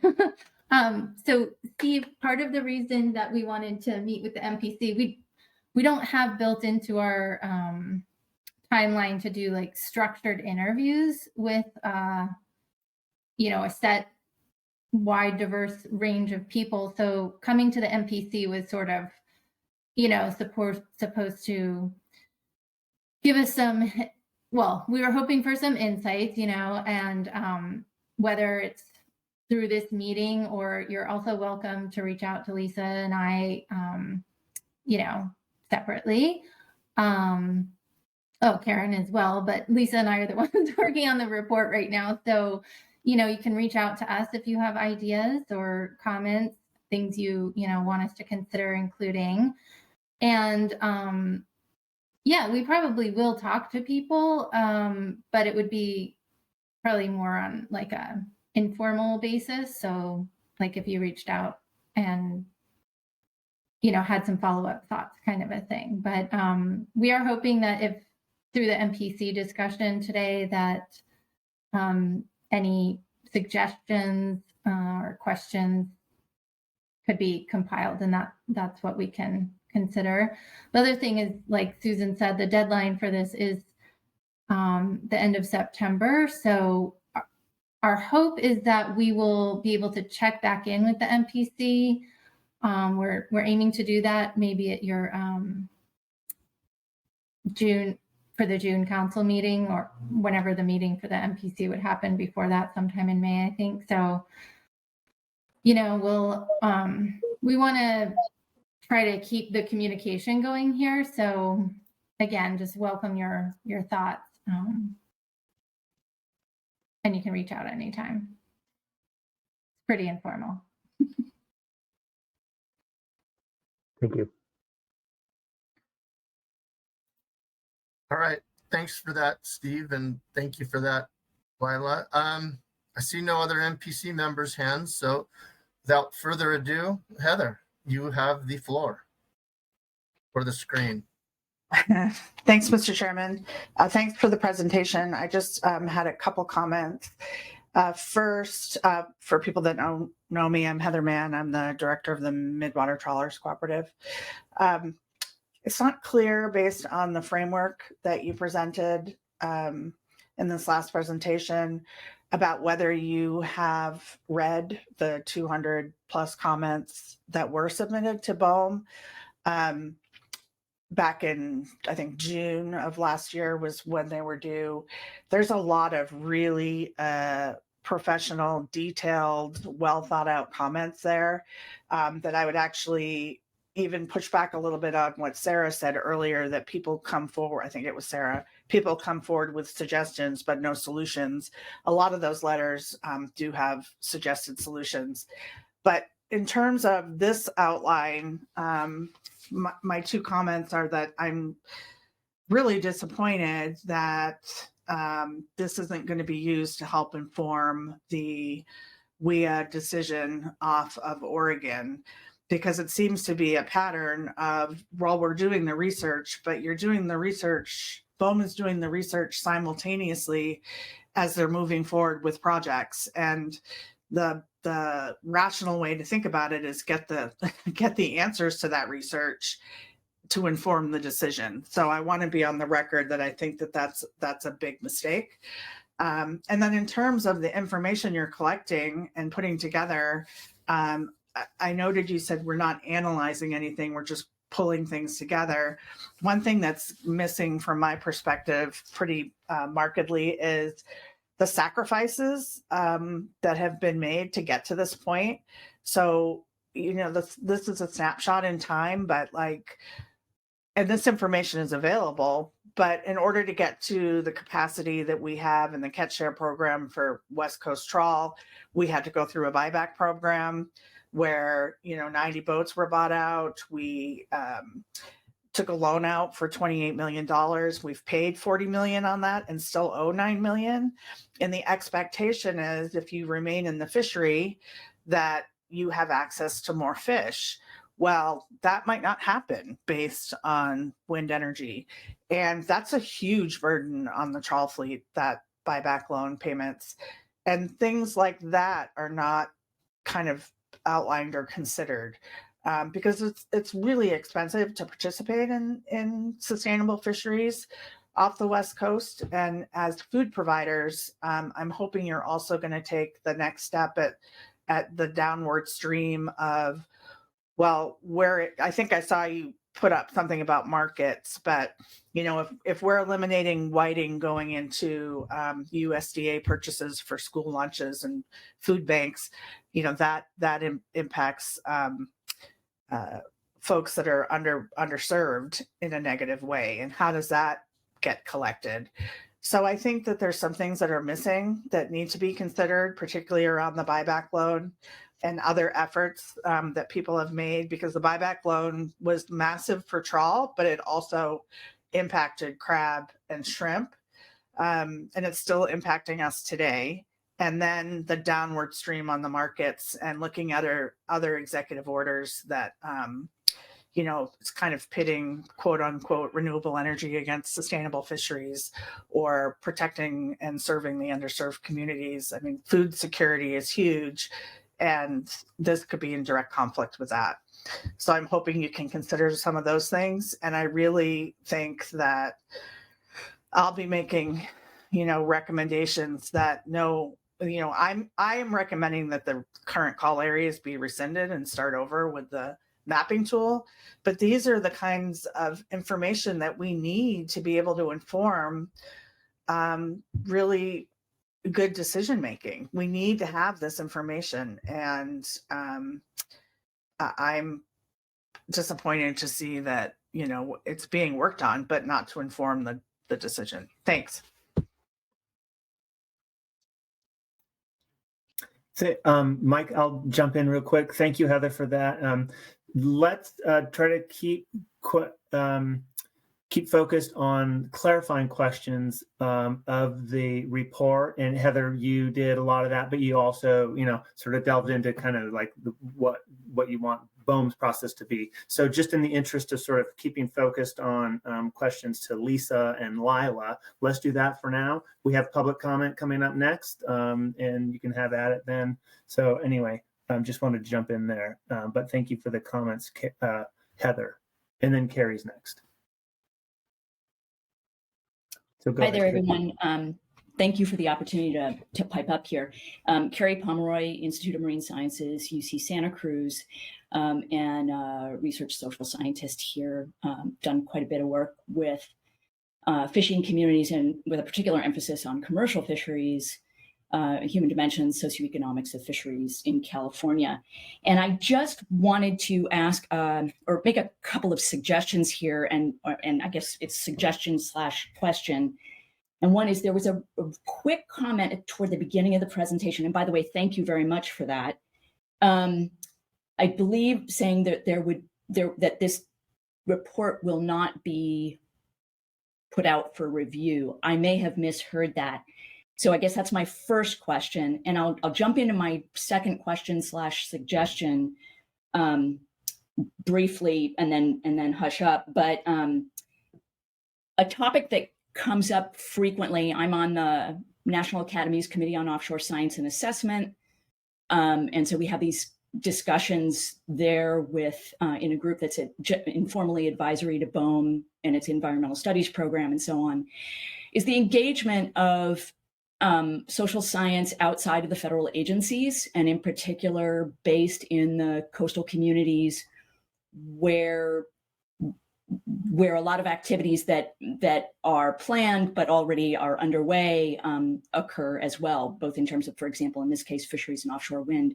So a question/suggestion to you all is, I think in understanding the purpose of this effort that you're engaged in, I would encourage you, and I hope and ask that you might engage with folks outside of NIMFS and BOEM who have some of that social science research experience and capacity and awareness of information/data sources that may be worth accounting for in laying this out. I have a couple of other questions, but I'll stop there. Thank you. Hey, Carrie, could you help me? Could you clarify what you meant by review? Like, do you mean like peer review? Do you mean like before we publish this? I'm not sure what you mean by this report won't be reviewed. And like I said, I think I may have misheard. I'm trying to understand whether and how and by whom, in a generic sense, this the product of this project will be reviewed, and whether there will be any input along the way from external parties, as has been suggested actually through COSA. So that's a really great, it's really great feedback for us to consider. I think that it is important to have that local context and that local feedback. So at least for within the context of California, I would love to have your insight and maybe, any folks that you recommend as part of a final review of the product. I'd have to bake that into the timelines, but I think it's really valuable and important. So thank you for that. Thanks, Karen. Yeah, and I will say also, it's there's already been some work taking a look at ocean renewable energy development, the potential, for example, for space use conflicts, work that was sponsored by BOEM about a decade ago, that may afford some useful information and perspective. I was involved in that work for the region from Point Arena north, but part of a bi-coastal team doing that work. And I know there are some other folks who have a really good grasp of some of the implications of offshore renewable energy development for coastal communities in general, and in the context of these fisheries considerations as well. So it's worth tapping into that info and to those people in thinking this through and trying to arrive at the product that will be most useful, hopefully, to BOEM as it goes forward. Absolutely. Thank you for that, Carrie. I agree. Thanks, Carrie, and thanks for volunteering to do that for us. Careful what you wish for, right? Thank you. I couldn't resist. Mr. Wayne. Thank you, Mr. Chairman. Wayne Cutto with CCA Cal. I just have a clarifying question. We're talking about socioeconomic impacts and stuff. Is this report going to include the infrastructure side of the businesses? We're watching the wind farms needing to expand into our harbors and marinas, build infrastructure for building and manufacturing. But all that's going to have a socioeconomic impact on all of the ancillary resources. It's going to drive costs, it's going to drive capacities, and all of that. And it's going to have an impact to the fisheries. So the question is, are you guys looking at that in regards to your report? Thanks, Wayne, for the question. I think it's really important. I just wanted to let you know that it's something that BOEM experts consider regularly, and usually the conversation goes, does it belong in this study, or do we need to do a different study to focus on our working waterfronts? My initial take was, we needed to understand what the specific infrastructure investments would be before we could actually begin to assess, who the implicated entities would be. But that's just my take. And I'm sorry, Lila, it felt like I cut you off and you were going to say something. So I'm sorry if you were going to jump in here. Go ahead. Thanks, Karen. Yeah, Wayne, so we were planning to look at things for, that are relevant for fishing community resilience. So yeah, for the working waterfront, the infrastructure that is necessary for fishing communities to operate. So the things that you just mentioned are definitely factors that we would want to include to point to in the report. But again, it's not an analysis, but we would be pointing to those things as important considerations for these type of analyses going forward. And not just pointing to them, but really trying to understand the relationships between them. I mean, for me, the big, question is, okay, we have these effects, but, then how then do they trickle into the local economy, right? And I think that's getting at the heart of what Wayne is trying to acknowledge. So thank you for your comment, Wayne. I appreciate it. Thank you. I appreciate it. I just want to make sure that you guys are looking at the other agencies that are also having concurrent projects, right? So it's not just in the fisheries management side, it's the public utility side. Oh yeah. And that's a whole other can of worms, Wayne, that, we try to delicately, be respectful of, where our ability to look at ends and what is firmly in our area of responsibility to explore. So, we're still at the beginning stages of trying to identify, who's doing what for what specific projects and how are they related. So that it is, but I just wanted you to know that it's something that we do regularly talk about. All right, thank you. Thanks, Wayne. Could I make just a clarifying statement before we have more questions? But of course. I just wanted to clarify that this report is really from a NIMS fisheries management perspective. We would like to, explain to BOEM the types of data that we collect, the types of data that we use, and the types of analyses that we regularly conduct to analyze fisheries management measures. The objective of this report is not to instruct BOEM on how to do the analysis for wind. It's to provide an example of what we do for fisheries management. BOEM, some of your comments here are definitely directed at BOEM, but those are sort of outside of the scope of this particular effort. So just to clarify a bit what our scope is here, it's really around what we as NIMS social scientists do on a regular basis. And BOEM will be responsible for the other types of outreach to other agencies, to other stakeholders for their analysis of wind energy measures. That's right, Lisa, and thank you for that clarification. I'm addressing the sort of related questions, but you're right. The scope of this particular study is learning how to use NOAA and NOAA's expertise to answer the kinds of questions that we may be faced with within the context of NEPA documents. But I think it's worth it to at least do my best at answering the questions in front of us. But we still have a long way to go, Wayne, in terms of exploring and developing that research that could inform things. So I do appreciate the comment. I just appreciate Lisa creating that awareness as well.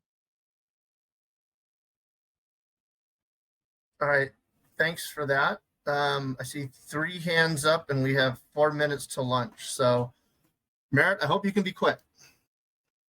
I hope so too. I'm hoping people can hear me. I'm a longtime experienced mariner, and I really had a difficult time trying to justify the economics of a floating wind installation off the West Coast in such deep waters with what I know to be the challenges and maintenance concerns and costs involved in those kinds of efforts. And then it occurred to me that really, the lease sale is really the government selling a public resource to private enterprises. And I thought of it in terms of perhaps bidders were really looking at this in more of a speculative sense, like maybe it would be worth more in the future, or they could trade it or whatever. So my real question here is, what is the policy with respect to subsequent lease transfer or subdivision? And then how would the impact assessments play out if build outs were done in a phased fashion, say a few in currently and then a bunch more in 10 years and so forth? So that's my question. You asked a really hard question for someone in the Office of Environment, Merritt. I don't have a good answer for you, but I'd love to be able to give my friends in the renewable energy section opportunity to maybe talk about what happens for subsequent leasing. Has offshore wind considered subsequent leasing? I'm not sure that this may be the most appropriate sort of venue to discuss that, because it's more of like a leasing offshore wind question and not necessarily related to this particular study. But I appreciate that it has an economic component to it, so I understand why it was asked here. Yeah. So go ahead. So this is Jennifer Miller. I can probably answer this. I've had a little bit of experience with the East Coast projects. Where some of the lease areas on the East Coast have changed hands, and in that case, we are able to process a transfer of authority. There are decommissioning bonds that are associated with some of the projects, and so, there is a little bit of complication making sure that the decommissioning bonds and the decommissioning is all in place. But that is something that we are aware of, and we track very clearly. We've also had requests to divide the leases into more than one lease area, and we've been able to take care of that as well. But that is something that has occurred in the past, and it is something that our regulations do allow, although it does not reduce any of the requirements for the project or any of the decommissioning requirements, the decommissioning bonds that are associated with it as well. I hope I answered your question. If I missed part of it, please let me know, and I'll try to answer all of your questions. Thank you for the attempt at it. That did answer a good fraction of it. I'm kind of I'm also interested in how when and how the environmental impact or economic impacts to other users of the area would get done if the build out was broken down into different time periods, widely separated. Yes, phase development. We do allow for phase development, although the construction operations plan must include all the phases that are under consideration at that time. For example, if a developer wanted to, do phase development of one area and really fully build that out and then leave a remaining area to be developed later, what we would do is we would get all of the information that is required for the full build out and at that time, and we would contemplate the information that was available for the future area. However, if a decision was made to approve the plan, the only actions that would be allowed would be the ones that were described in detail. So, for example, if there were 3 different phases, one of them was occurring, fully described in the construction operations, and maybe phases 2 and 3 were not fully described, any potential approval or decision would be made on only the actions that are described in detail, and additional information and additional decisions would be necessary in order to allow the subsequent phases to move forward. Perfect. Thank you. Yeah, and Mary, I'll just add on to that. If you look, I know it's a lengthy read, but that proposed rule has some language on this. You can familiarize yourself with it there too, but it does just talk about assigning and transferring of leases and things like that. But it does fully support the idea that the winning bidder and the assignee would be the jointly and severally liable, at least for a good portion of it. Good to know. Thank you very much. All right, Lila, we'll wrap our morning session up with you. Thanks, Mike. I just wanted, the conversation has gone kind of all over the map here. I wanted to just go back and stress that, there's a few things in the slides that we shared that we are really hoping that the MPC and participants on this call might be able to help us with. For instance, again, like if there's fisheries management actions that you felt were a good model for, how the socioeconomic portion was assessed, and then, where might there be resources for local fisheries knowledge as well. And then finally, again, which we talked about at the last MPC meeting about, getting better spatial data for recreational fisheries. So I just wanted to, circle back and underscore those points or those questions. So thanks, Mike. Roger that.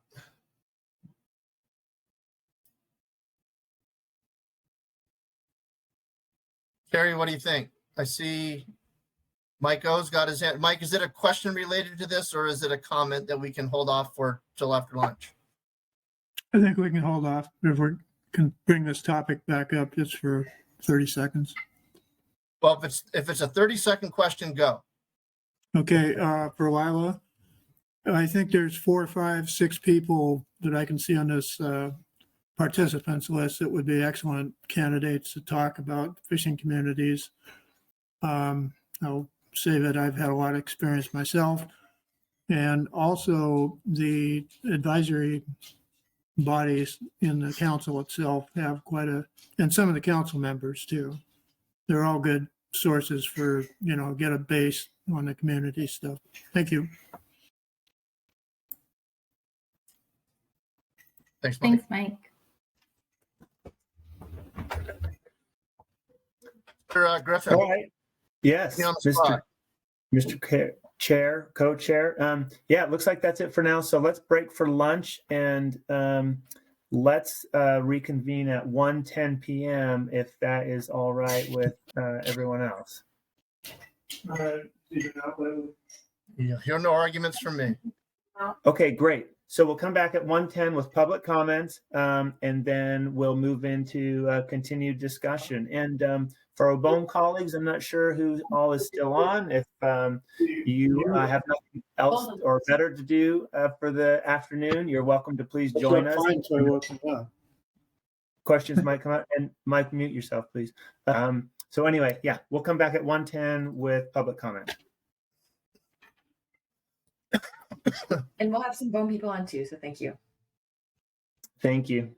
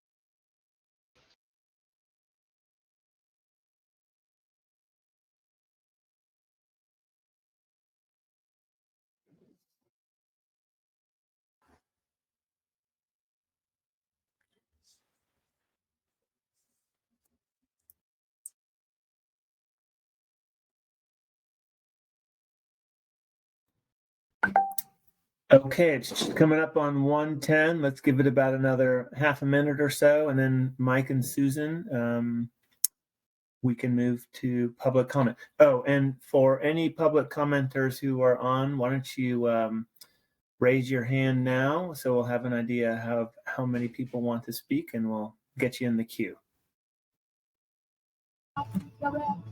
Thanks, Carrie. Yeah, I see Dave, who had his hand up earlier. I don't see Heather. I don't see Louie. And I completely forgot who else had their hands up. So mea culpa or my bad, whatever. Yeah, Mike, this is Dave. Actually, Susan's going to address whatever I had to say, okay? Roger that. Thanks. Thanks. Hey, Dave, if you want to go ahead and ask it, that's fine. It's, public comment, so go for it. Oh, okay. Let me grab my email real fast that I sent you. Yep. So we got one public comment coming up there, Mike. I see that now, or better yet, hear that. Yeah. Okay, give me 1 second here. I'm a little bit slow. No worries, Dave. I think we're trying to get a handle on how many people want to make public comment. So. Okay. Yeah, and if it's a comment that's directed toward BOEM, I don't, aside from Ingrid, I don't see anybody from BOEM here. But I guess that doesn't matter if it's just a comment. We can capture it for sure. Okay, yeah, it's just these might be addressed in all the documents that I haven't finished going through yet, but it's just kind of a concern looking at this from a public point of view. And I sent Suze a text anyway. The first concern is BOEM wanting to ease their unreasonably burdensome requirements for anchoring the Met buoys to the seafloor, and I find that especially kind of bothersome, especially now that we, the commercial and recreational fisheries, are being restricted to even touching the bottom in areas, and now BOEM just wants to let themselves be eased of these restrictions that they're putting more on top of us. So that's just one concern. And the second one was, whale entanglements into the steel cables from these things being anchored would be very minimum compared to the entanglements in crab rope, which seems to be happening a lot on the West Coast.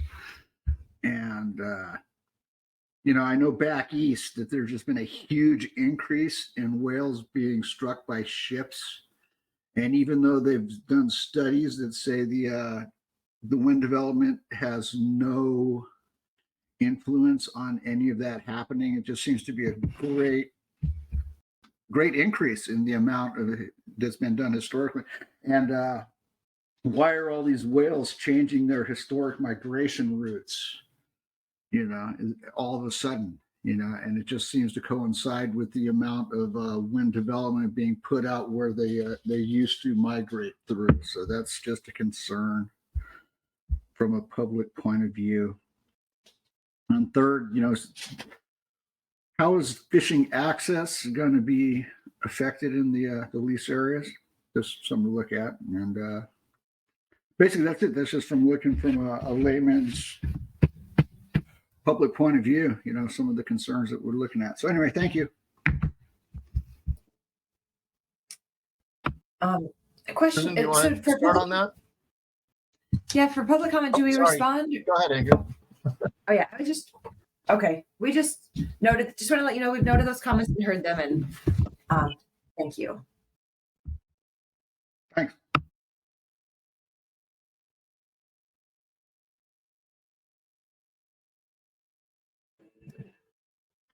I don't see any other hands up unless I'm missing something. No, now we got one. You're not nice. You're not public. Well, I was going to comment for Larry Thievik. Ah, that's right. Go ahead. If that's okay, I'd find it here. Pardon me. Oops, maybe I am.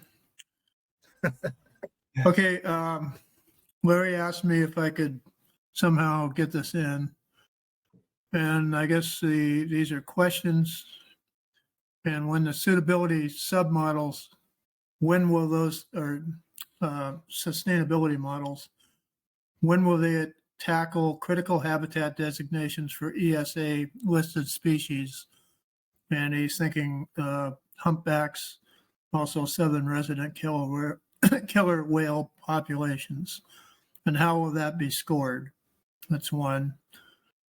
Two, how will the ecosystem hydrodynamic effects and subsequent ecosystem effects of floating offshore wind buildouts be accounted for in the model? Three, which submodels will include them and what will be the suitability scoring? Four, as others, he has continued concerns that timelines are precluding search for truth, and if this model has merit, it should have been used prior to the call area identification. And five, he also continues to take exception to lack of consideration of floating offshore wind developments outside of 1,300 meters. And that's from Larry Thievik. Thank you. Thanks, Mike. Yeah, thanks, Mike. This is Carrie. I'll jump in real quick. So Mike Conroy was sharing some thoughts from Larry Thievik, which is fine. Larry couldn't make it, and that's okay. People can convey, public comment or other questions. Sometimes, the public comment period isn't really intended as a QA session. If whoever the sort of recipient of the question, BOEM in this case, if they want to respond, that's fine, but you don't have to. It's kind of like we treat these kind of like a council meeting, where people make public comment. Sometimes, if council members want to respond and engage, that's fine, but it's not an obligation to. So it's, anyway, just wanted to clarify that. And I don't know if there's other hands up, Mr. Co-Chair. I see Lila's got her hand up. Okay. Well, thanks. I was just gonna respond to Mike in terms of the NCOS modeling effort and some of the endangered species he mentioned. So I'm not speaking on behalf of BOEM, I'm just speaking on behalf of NMFS.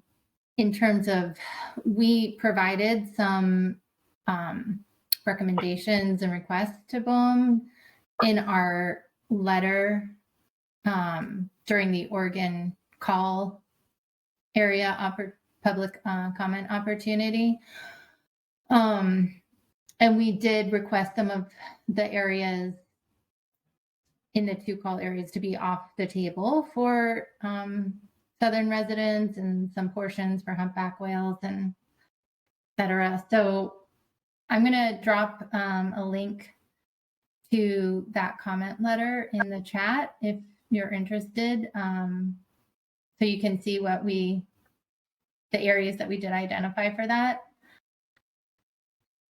So that's just an FYI. Thanks, Lila. Yeah, thank you. I'm definitely interested. So I'm sure Larry will be too. So thank you.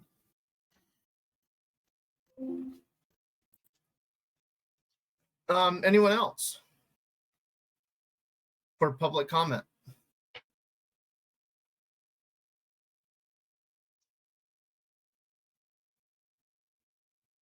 I see your light's lighting up, Heather, but your hand's not going up. I'm assuming you want to weigh in? Oh, thanks, Mr. Chairman. I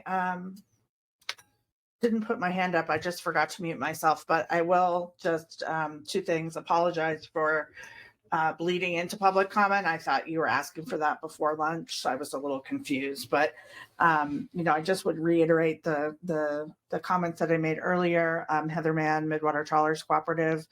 Also, we hear a lot about transparency and showing our work, but I just feel there. I just believe that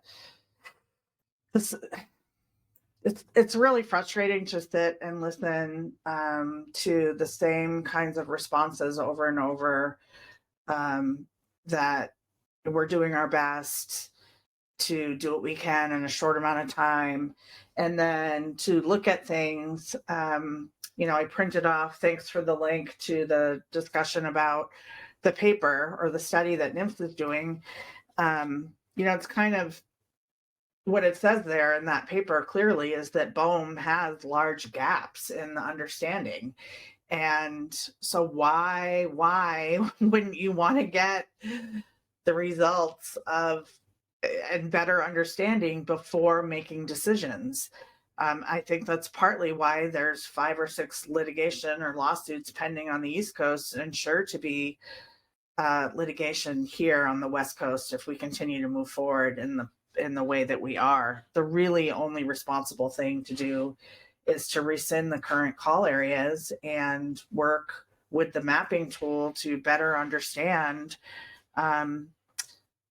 both the whole area off of Oregon, and not just what wind energy developers are interested in, but really include the fishing industry. And I just don't feel like, aside from the fact that there's a lot of really good people, both on this call and working at BOEM, I believe that the process is not set up to take our feedback, which is not just complaints. We have structured feedback, like I said earlier, in the public comment letters, where we're offering solutions, where we're describing how gear works, how we interact with each other on the ground, how this is more than just livelihoods for fishermen and fishing communities, but how fishing dollars turn over to impact everybody in local economies along the coast. It doesn't feel like that's really being taken into account, even though people say they are, because there's never any response to it. I still don't understand what happened off California. There was a plethora of comments, professionally done comments about the inadequacy of the EA, which have largely been, I guess, dismissed because they don't impact leasing grounds. I mean, to say that we don't have enough, and I'm almost done, to say that we don't have enough information to even do some beginning kinds of analysis is really disingenuous at best. We know there's only certain types of technology. We know how many turbines you need to generate a certain amount of energy. We know that floating will be attached to the bottom within those areas. There's only so many bottom types within the areas. We know that floating turbines will be daisy chained together somehow to collect that energy and deliver it to a floating substation. And that floating substation is going to come to shore and can only come to shore in certain areas. With that basic amount of information and not having a construction plan, you can start to figure out what some of the impacts maybe could be. But I think it's disingenuous to say, that's not our process. We don't have enough information. To my knowledge, no action is always an option that's never been utilized. I would love for BOEM, and I've asked this of headquarters, please show me where you've denied a project because of negative impacts to fishermen or to the environment. And they don't exist for offshore wind because everything is eventually accepted. So I still don't feel that this is an authentic engagement process, with no disrespect to the people that are on this call that I know are working really hard. I think that the system is broken, and I think we need federal legislation to fix it. And I know that in Oregon, the majority of the people that are going to be directly and negatively impacted would like these call areas rescinded, and we'd like support for that from the council and from the MPC, recommending that to the council, which I know you stopped short of in your report. But I think that's really the only responsible thing to do, not just for communities, fishermen, processors, but for the environment as well. Thanks for letting me go on. I'll be quiet. Thanks. Thanks, Heather. Anyone else?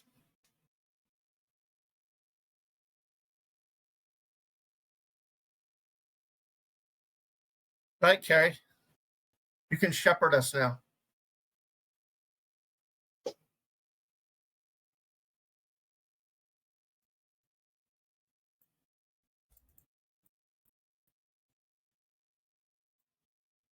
I'm going to venture to guess that what you're saying is brilliant, but we can't hear you. I am like brilliantly clicking around my computer trying to find the mute button while I'm sharing the screen and unsharing. So I'm trying to share the agenda. Do you see that? See. Cool. So anyway, here we are near the end. So we are in the part of our meeting where we talk about next steps. And we will want to put together a report of some sort. Like I'd mentioned at the top of the meeting, we're not quite sure. This meeting today is to plan for the April council meeting, right? But it's a shaded agenda item. So as we get a little closer and we get to the end of the March council meeting, that's when they will decide whether to agendize it or not. Originally we're not sure when Oregon WIAs will come out or if they'll come out. And so I guess the danger in making a recommendation, and we don't have to do that right now. We got a little bit of time to decide, but the danger in saying, okay, well, there's really nothing of, sort of momentous or actionable coming our way. And so let's strike it from the April council meeting agenda. Well, it seems like Murphy's Law would then, dictate that you would see some public comment period open or draft WIAs put out for review or, something. Engagement plans in California or who knows what, or something in Washington. So I'm kind of rambling on about that, but I guess at this point, we don't need to make that decision right now. But what we do want to do is put together some sort of report, whether it's just an informational thing or whether it would feed a decisional, agenda item, and summarize what we heard today and what next steps are, and what sort of things are coming down the pike, whether they be conferences or offshore wind summits or comment periods, that sort of thing. The items that, and you guys can add on or correct me, the items that seem to float to the top here are the proposed rule, the energy modernization rule, and then I think we'd obviously want to report on what we heard from BOEM and from Lisa Pfeiffer and Lila. We can write up summaries, and I will hit up Lila, I already did, to draft that up. And then, what was the third thing then that we might want to comment on? Help me out, Mike or Susan.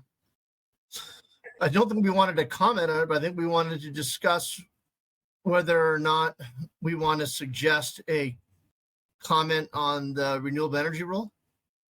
Yeah, well, yeah, that was the first thing I mentioned. So the rule, yeah. Never mind. Anyway, yeah, those are the things that kind of rise to the surface. As far as action items, do we have anything more than just the renewable energy rule, but modernization rule? At present, no. I've got my hand up here. Somewhat separately or parallel, but I thought we were going to get back to what Lila and Lisa were asking us about, and they were looking for some thoughts.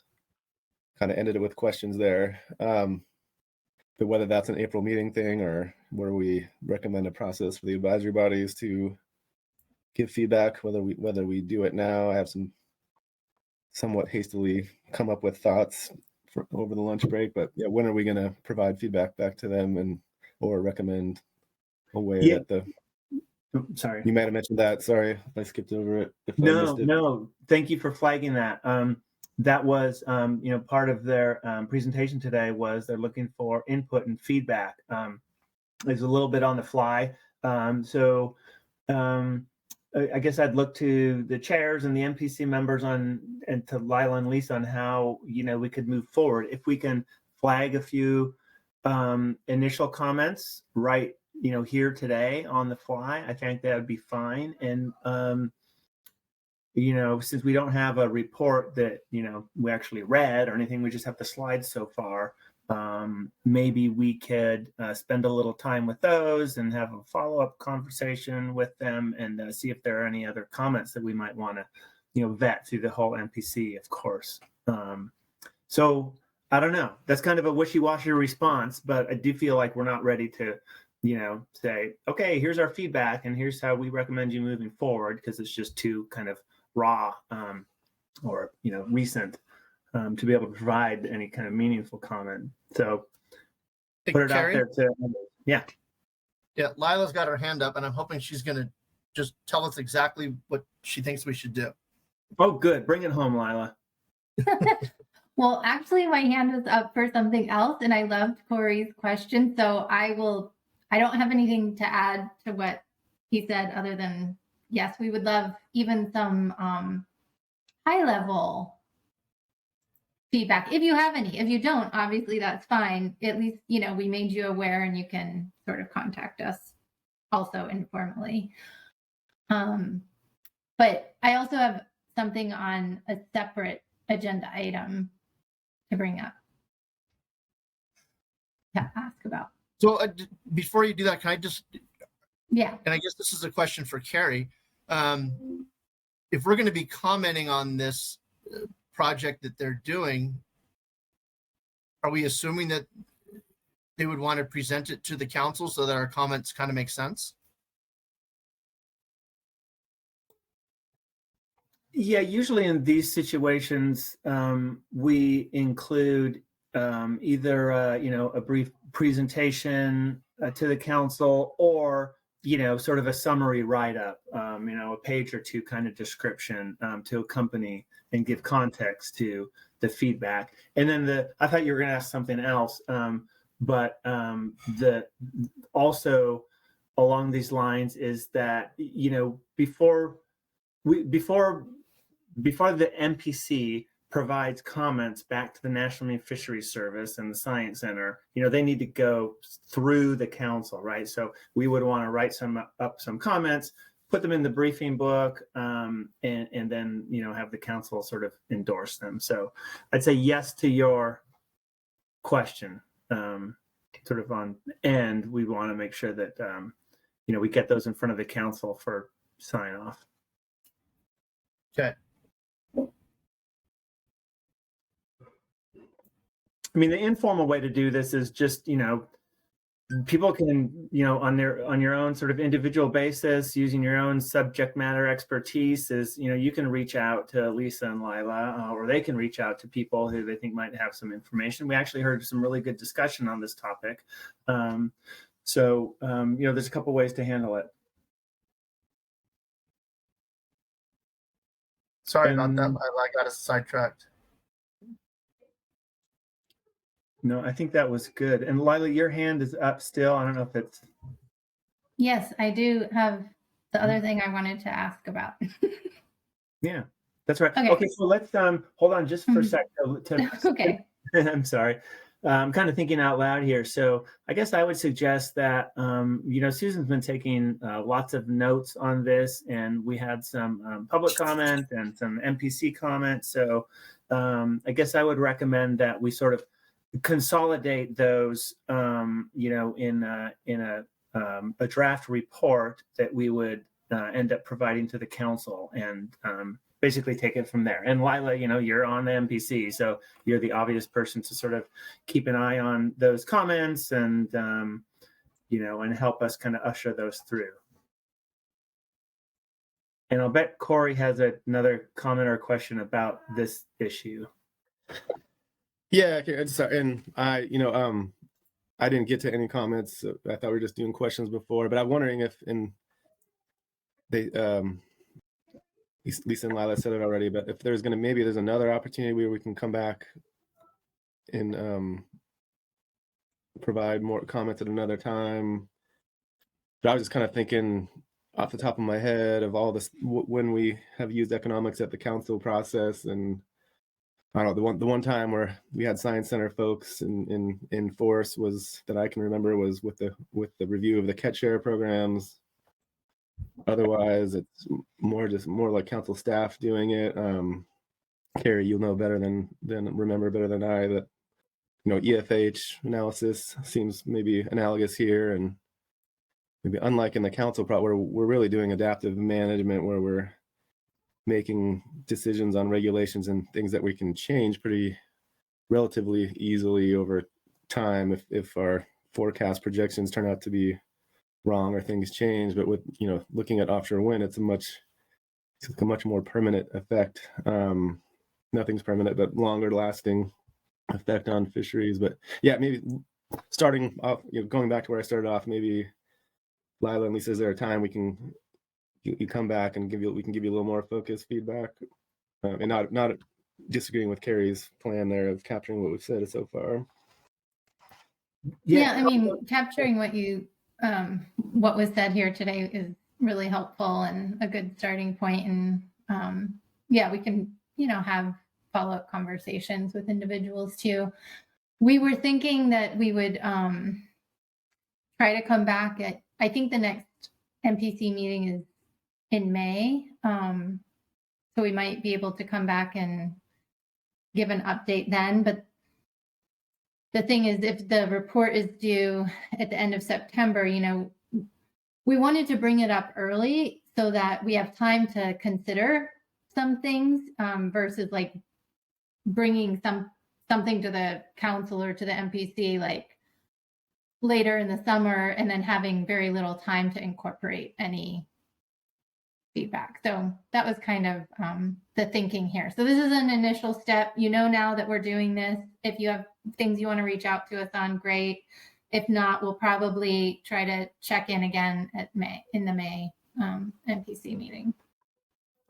Thanks, Lila. That's actually exactly what I was thinking about. I was going to ask your timing for this, and maybe putting it in a report now for the April council meeting is rushing a little bit.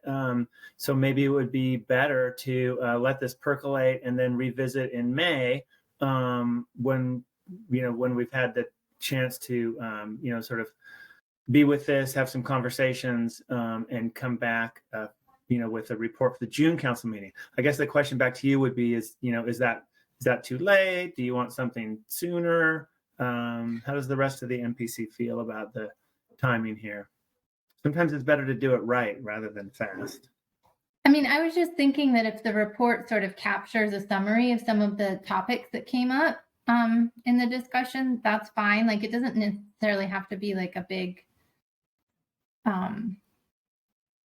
formal process, but if the report could just capture kind of the key points that came up, and then I would like to make sure that it is in the MPC report so that the council is aware that we're working on this. So that would be helpful. I mean, part of this was just to raise awareness, right? And not have anybody be surprised like towards the end of the year when this is going to be due. I think that makes sense. Summarize it now, put in some key points, put it in an April report, and then see where it goes. And like you said, that'll flag it for the council. And if you guys want more feedback, more discussion, then we can plan on that in May.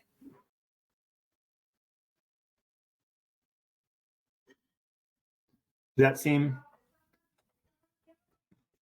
like a good way to go? That works for me. Here, I like it. Cool. Thanks for flagging that. Corey, do you have anything else, or can we go back to Lila now? We keep giving her a false start. Oh, is my hand up again? Sorry, but yeah, can I continue the false start, Carrie? Sure, why not? So, and I'm not at all trying to shoot down the idea. I think it's a good idea. I'm just going to highlight that, the HMS fishery is one that will be directly impacted, right? And I think these both on water, but also shoreside. And noting that the HMS folks don't meet in April, is that going to throw a wrench into the equation? You know, I guess we could always try to, we could talk to Kit about scheduling an ASMT webinar in advance of the April meeting and discuss this and see if they want to submit something. I'm just thinking out loud here.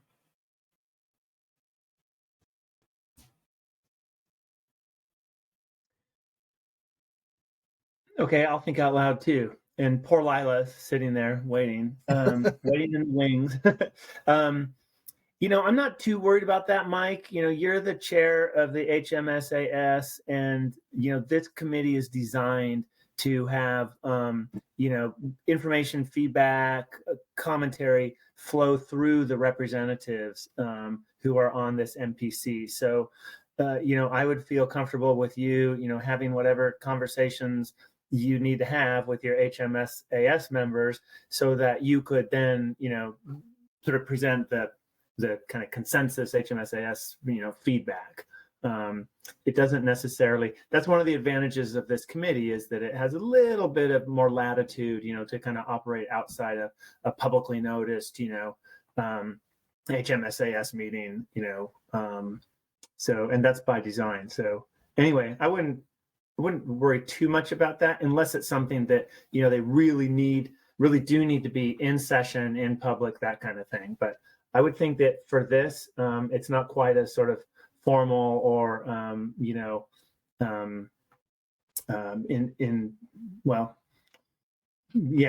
of, it's not quite formalized. It's not a public comment period or anything like that. So it's slightly more informal. Okay, no, that makes sense. We've tried to weigh in on things, on meetings where we've not been at before, and it was, granted, it wasn't through an ad hoc committee, but we got our hands slapped a little bit. So we'll figure it out. We'll make sure that those dump pits get captured in some way, shape, or form. Sounds good. Thank you. Okay, are we ready for Lila now? Finally. Sorry, Lila. Go ahead. Okay, thank you. Well, this was going back to the BOEM update agenda item and specifically around the fisheries communications plan. So thinking about thinking about that, and then like the April council meeting, I'm wondering, there might be some things that we could bring forward to the council at the April meeting about requesting outreach with developers for developing that communications plan. And I guess I'll just get to a few of the things that I was thinking about. So like one of the things when it comes to minimizing conflicts, I'm wondering if we might want to get the council's enforcement consultants to weigh in on whether there are like existing communication opportunities or mechanisms in place, such as notice to mariners, that could be used to minimize, to improve communications and minimize potential conflicts during the lessee survey operations. So that would be one. And then there's also something else that I was wondering about in terms of the fish surveys themselves. So like Sarah said in her presentation, like there's no outside entity. It's only BOEM and the California Coastal Commission that are reviewing the survey plans. But I'm wondering if like for the fisheries communications plan, so like direct communication with the lessees, through that communications plan, if the council would want to ask for updates or catch reports, if there are fish surveys being conducted, and to consider like whether or not any catch associated with those surveys would be necessary to account for in the council process, like the ACLs and other harvest limits in the council process. So like particularly as it relates to limiting stocks. So anyway, like that was one. There might be there's some other things too, like I'll just leave it at that, as to open that for discussion.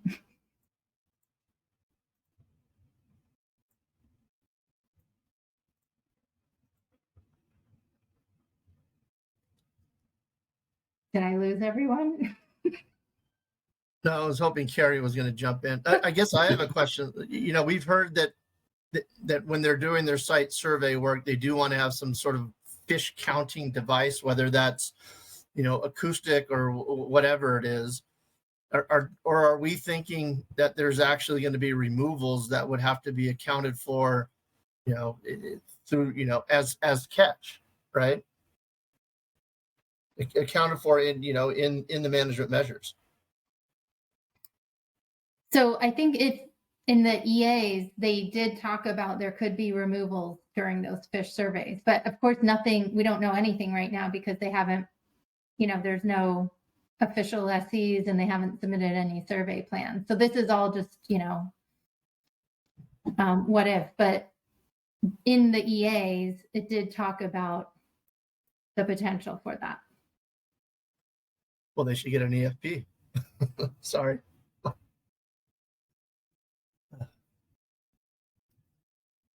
Mike, go. Well, Lila, I appreciate what you're saying there, but it would seem to me that this CEC and BOEM going over the survey results, I guess, and would violate every rule of transparency. I guess there is no rule; it's just guidelines. But that BOEM has been promoting is the way they operate since day one. So leaving the public out of the process is, in my mind, just not a good way to go if you're trying to instill confidence in the public, at least the fishing public. So there's that side of it. And the second thing is on the survey doing acoustical work on fish. I've been involved in a number of surveys where, you know, we help construct a collaborative survey with industry, and some that I just paid attention to, but I don't think they've got scientific acoustics that they can use yet, or at least that they will use on the NOAA boats, which are state of the art, that they can distinguish one species from another. And some they can, because, you know, like probably rockfish and sardines, for example, I think that'd be pretty easy, but you wouldn't know if they might be anchovies, or maybe the sardines might be anchovies or something else. So it seems like there has to be some catch amount in there for sampling as far as species composition, or at least that's the way the NOAA ships operate. So, and also on our commercial vessel side, that's the way we operate too, as far as taking samples. We have acoustic results, and then sampling species composition comes from take of fish. And I believe that has to be accounted for in most species, even for whiting for that matter, which is a huge quota. So I would think that'd be necessary to do in this too, but maybe not. They seem to have their own rules, though.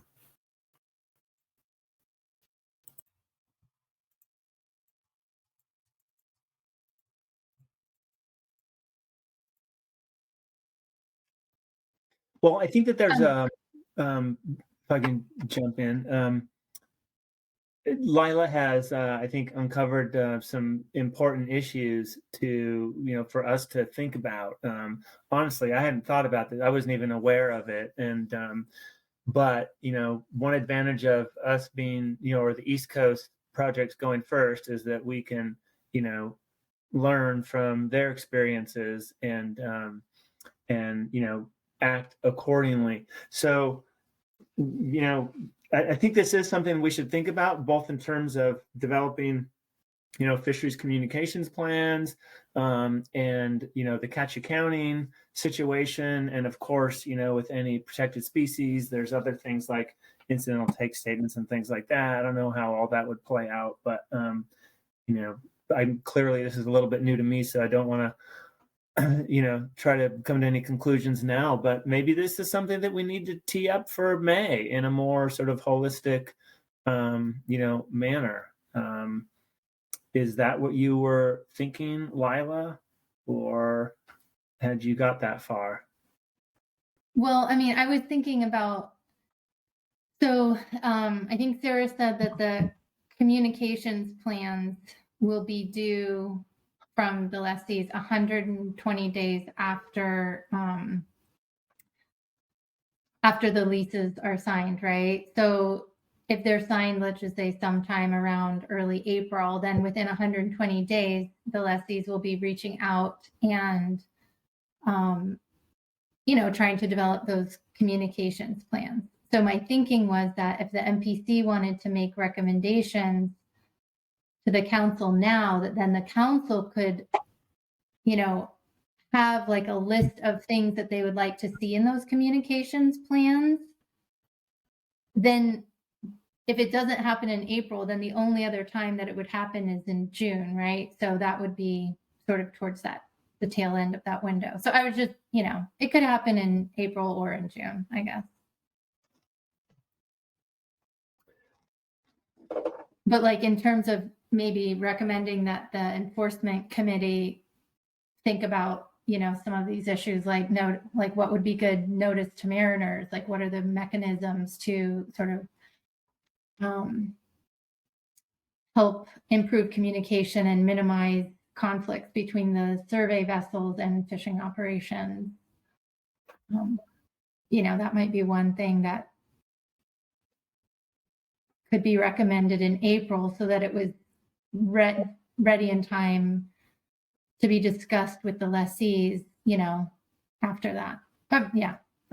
Anyway, I know it's all very confusing. I'm sorry. I hope I'm.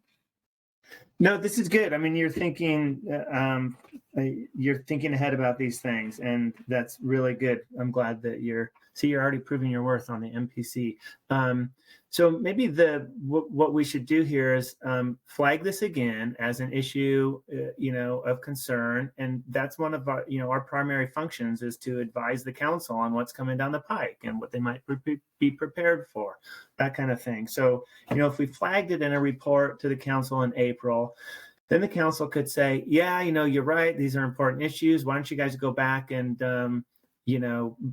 write up some recommendations, work with the EC, with the developers, or whoever, and come back to us in June with, some sort of a plan or a set of recommendations or that kind of thing. You also, make me think about the comment letters that we've sent in the past. I know that we have commented on communications plans in the past, so I think it might be worth also, and we have that informal policy that the council adopted in the fall. So I think there's stuff that we can pluck from, and but I guess the first step would be to, as you said, flag it in a report for the April council meeting, and then move forward from there.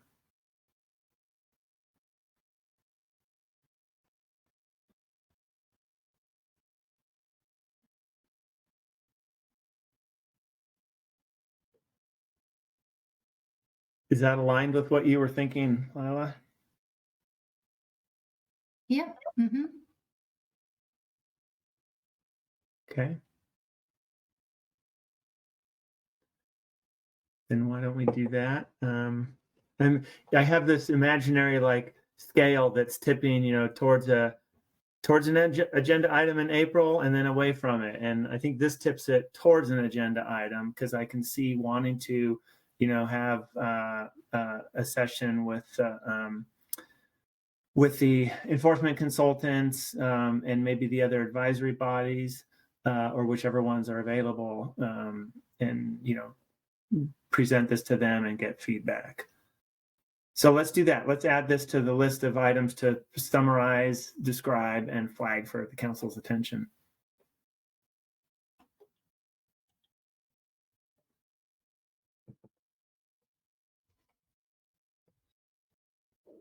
Okay.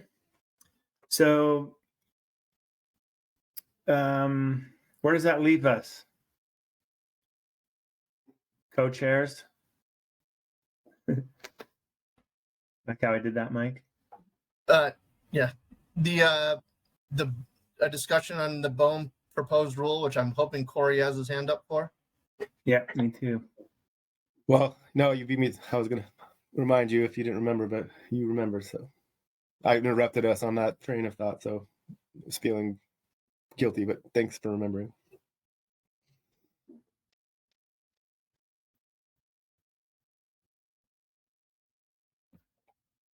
Well, let's put it out there to MPC members about commenting. We did hear some, Mike O, I think you had some opinions on the proposed rule. What do people think about recommending comments, or recommending that the council convey comments on it? You mean,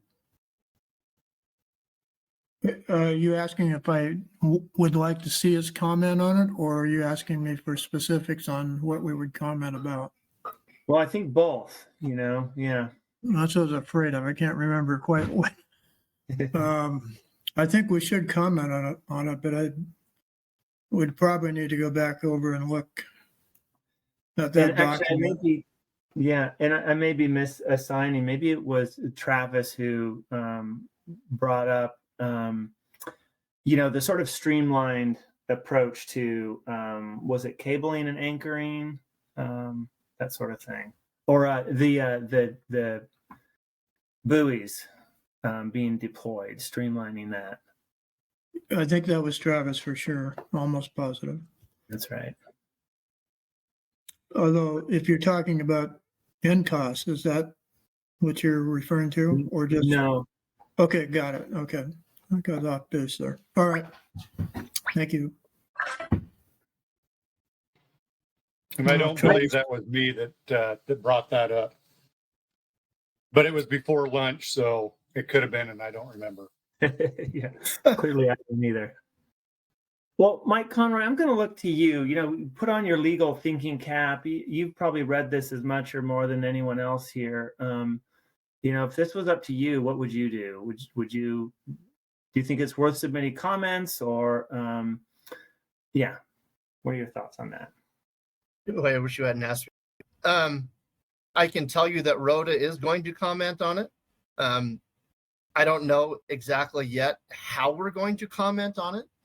I think, as I alluded to when I touched on this, at the beginning of the meeting, there's a lot in that rule, but a lot of it probably doesn't fall within the council's wheelhouse, in terms of bonding and timelines for bonding. I don't know that the council would choose to weigh in on that.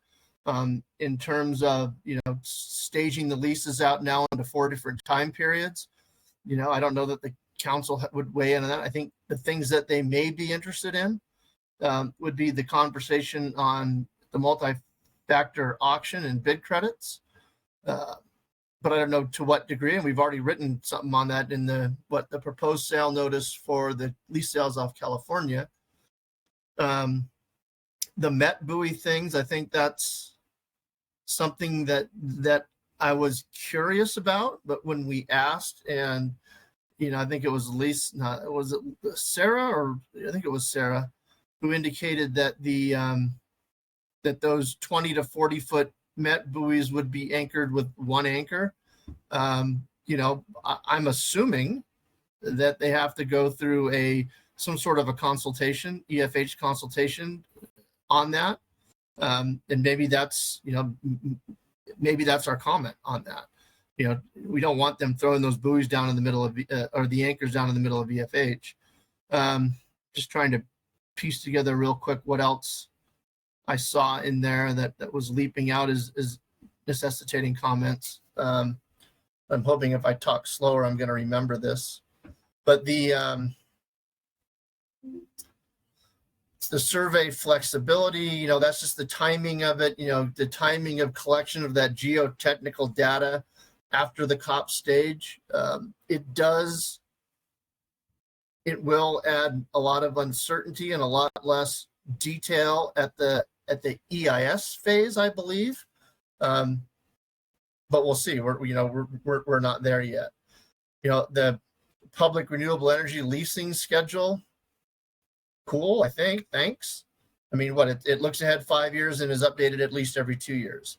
I think that's provided it's accurate. I think that'll be helpful. Like I said, the auction regulations, I think those, the multiple factor part of it, the bidding credits, I think that's something like the financial assurances, probably not so much. Safety management system regulations, that just talks more about what types of high tech that they'll have on those to forewarn and ensure safety of employees and those who might be impacted by it. The restructuring the lease term will go from 25 years to 30. That'll be the default lease term. California already has, I believe it's 33-year lease terms. And the like, I think, if we wanted to target certain spots of it, we could certainly do that.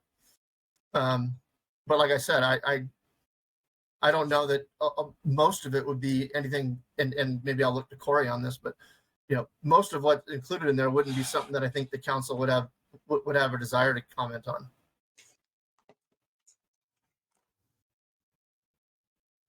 Corey. Yeah, I guess having just skimmed through it in some increasingly more intensity a couple of times. Our Department of Ecology is looking at it and seeing some implications from the coastal management side of things. I'm looking forward to that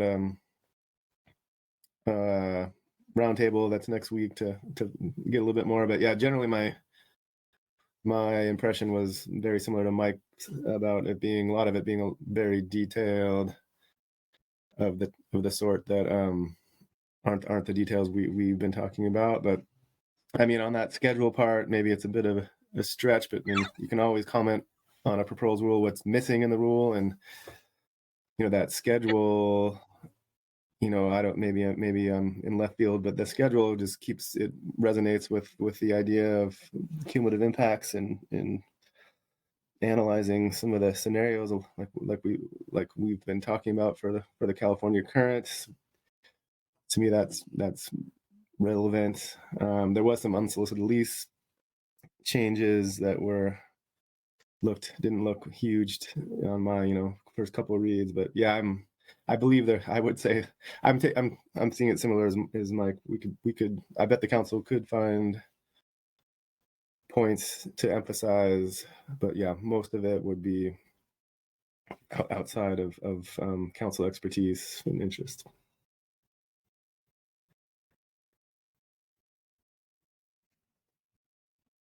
Hey, Mike, did we get the question? Scott McMullen had a really good question about the anchors they use for the Met buoys. I think we got that cleared up, that it's in BOEM's regulations that they have to be removed. But we might just want to reiterate that too, just to be sure. I guess it's up to you guys. What do you guys think? Yeah, so I mean, decommissioning is theoretically required, but BOEM can waive that requirement. In the DEIS that I saw on the East Coast, they don't refer to it as decommissioning; they refer to it as conceptual decommissioning. So you can bet that we commented on that in our ROTA letters. But to the extent that this is actual decommissioning and not just the pop away, anchor lines, I think that could be a good comment. I didn't read it with that level of detail, and they talk about decommissioning of Met buoys throughout. So Yeah, and I see Scott has his hand up, so he may have a comment on that. I don't know, Scott, if you think it's sufficient, if the answer was sufficient, but Scott, go ahead. Yeah, it sounds like from the BOEM perspective, we'll get full recovery. I guess there's still a potential issue if NREL decides to put more met buoys out, but we can't make comments to that to BOEM. So I think the BOEM answer was sufficient for their.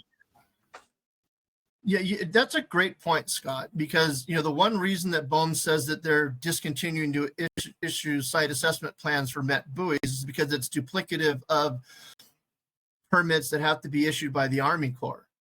And I guess, you're right. If BOEM's perspective is that these things have to be decommissioned, but if the Army Corps says something different, whose authority reigns supreme? I guess theoretically the Army Corps, since they're the one issuing the permit.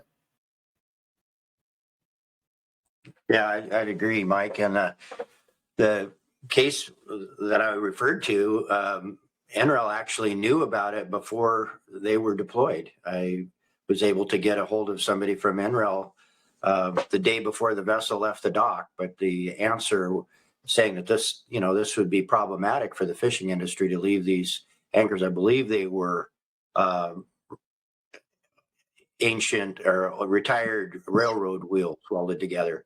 And they said they were already on the vessel and be too much hassle to take them off. And so even though we got a hold of them a day ahead of time, they still deployed it. So I don't know what the answer is, but vigilance is needed because this, that project never happened, and but the anchors got left. So we lose fishing grounds every time somebody abandons an anchor like that. Yeah, no, you're right. And that was one of the reasons why I asked BOEM if they, if the Army Corps puts out an application for one of those permits, would they publicize it? Because keeping track of what the Army Corps does, I mean, we think keeping track of what BOEM does is hard. Try to keep track of what the Army Corps does.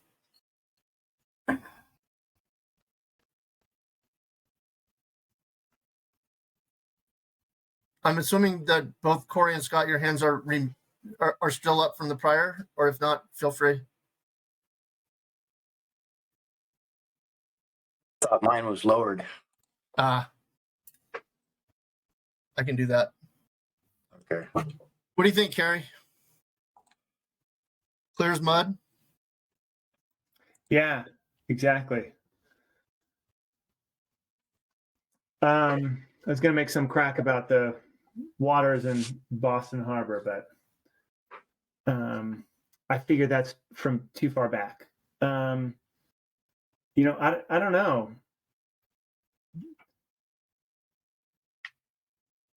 What? I mean, one thing we could do is go ahead and do it. I don't want to waste people's time or energy, and maybe if there's any BOEM staff still on, they could give us some advice. But one thing we could do fairly easily is grab previous comment letters and look at the policy that the council adopted, and basically, just grab some pretty straightforward language, put it in. That way it's in the record, it's in writing. We wouldn't have to have a whole lot of more, spend a whole lot of time and energy on it, but we could do that. And, maybe file that under, better safe than sorry. But, I don't want to sort of, make that decision without the consensus of the rest of the committee here. But that is one thing that we could do. We're on the fence here. Clearly, it's not one of those things that the committee knows that the council would absolutely want to comment on. On the other hand, we haven't sent any letters for a while, so maybe we should start sharpening our pencils again. So I think we could put something together, fairly generic, pull from previous statements and our policy, and put it in there. And so that would involve, making that recommendation to the council and then being on the council floor in April for them to take action. And I see Corey's hand up. Nope, you don't. It's Mike O's, but April, don't forget it's due March 31st. Oh, that's right. See, I keep forgetting that. But yeah, okay. I mean, we can still basically, do that. Basically, put a letter together and go to the executive director and say, hey, we think this is worthy of a QR letter. Different process, same outcome.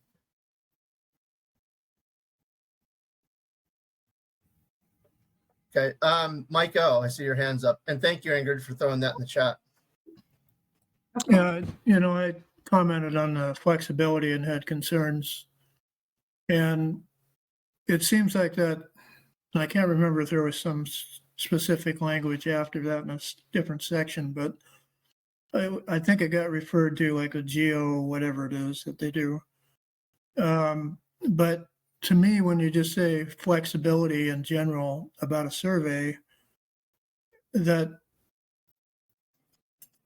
what we're used to seeing for NOAA surveys is very definitive as to how they're going to do it. They go through a methodology review and all the rest of it.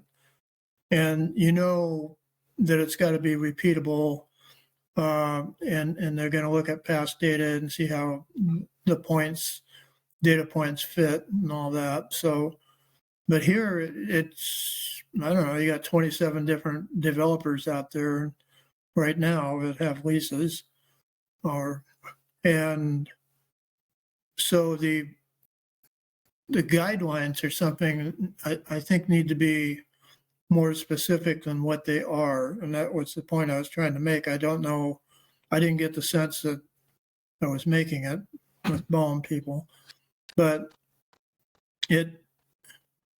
I just would like to think that the surveys themselves are going to be more than just a check the box exercise.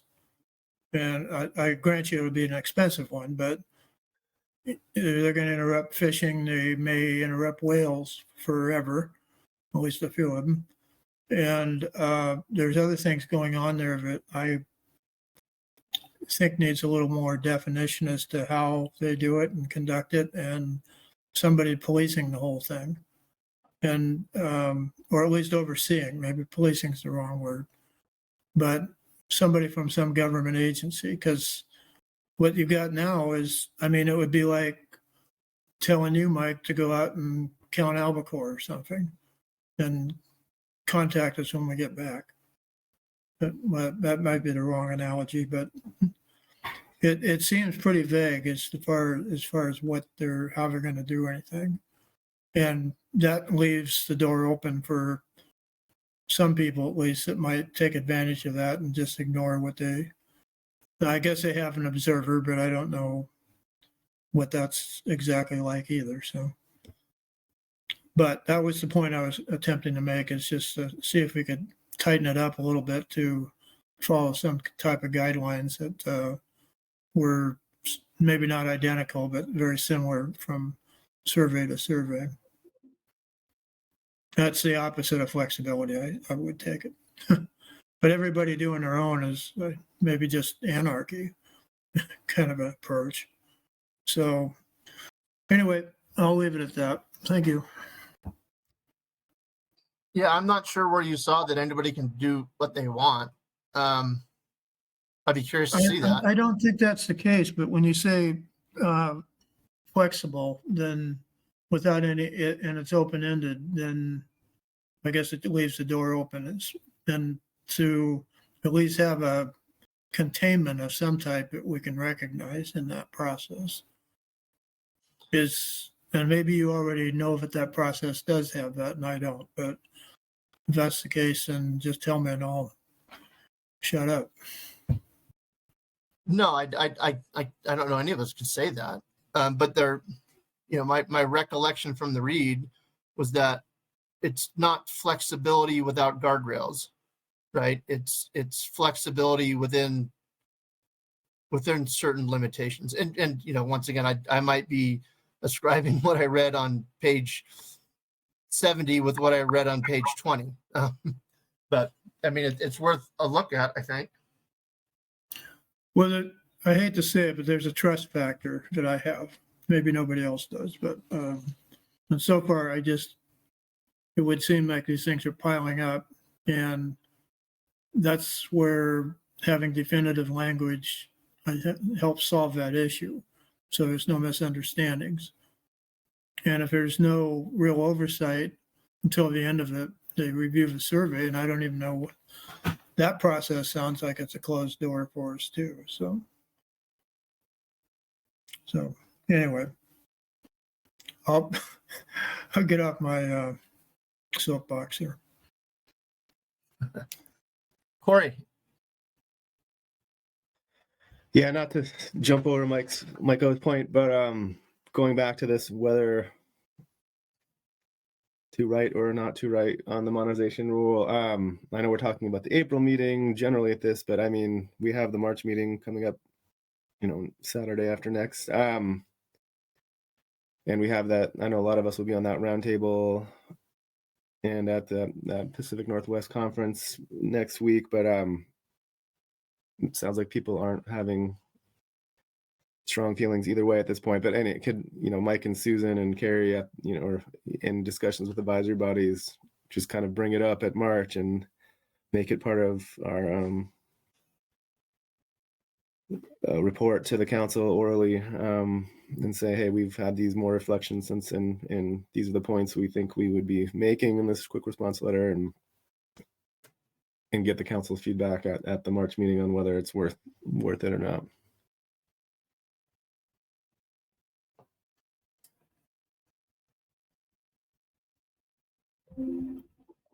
That can be done. I'm thinking that through. So yeah, I'm not complaining. Well, yeah, I am going to complain. That's a hell of a time commitment between now and whenever the ABs start to meet. And in this, once again, I'm going to reflect my experiences with the HMSAS. I can almost guarantee you that no one will read it. So I'm just trying to think that one through. Oh, yeah, no, and I think, sorry, Scott, go ahead. You have your hand up, Scott. Yeah, okay, thank you. Well, I guess with regard to whether we ought to respond and a quick response, does anyone else have concerns about the incremental funding of decommissioning costs? I find that a little problematic in that the point of having that decommissioning fund is to prevent, I think, according to the document, said to keep the taxpayer from having to pay the bill to decommission a wind turbine. And if this is incremental, I assume that means that given the life of the lease, they'd take a little bit, require a little bit to be paid in on the decommissioning throughout the life of the lease. But that doesn't provide enough funds if there's something goes wrong and the decommissioning of a turbine has to happen right away. And I think there's enough. I have enough concerns about the longevity of these in our environment that I think it would be prudent for us to have to continue with an upfront cost of upfront payment of the cost of decommissioning, and that done by the estimated cost done by an independent source that is familiar with marine construction and deconstruction activities. When OPAC, Oregon Ocean Policy Advisory Council, looked at marine energy and drafted an amendment to the Territorial Sea Plan on renewable energy, that was a big concern for us, is that there was adequate funds to cover decommissioning, because a lot of this is in this area is experimental. And so that's my 2 cents. Maybe others feel the same, maybe they don't.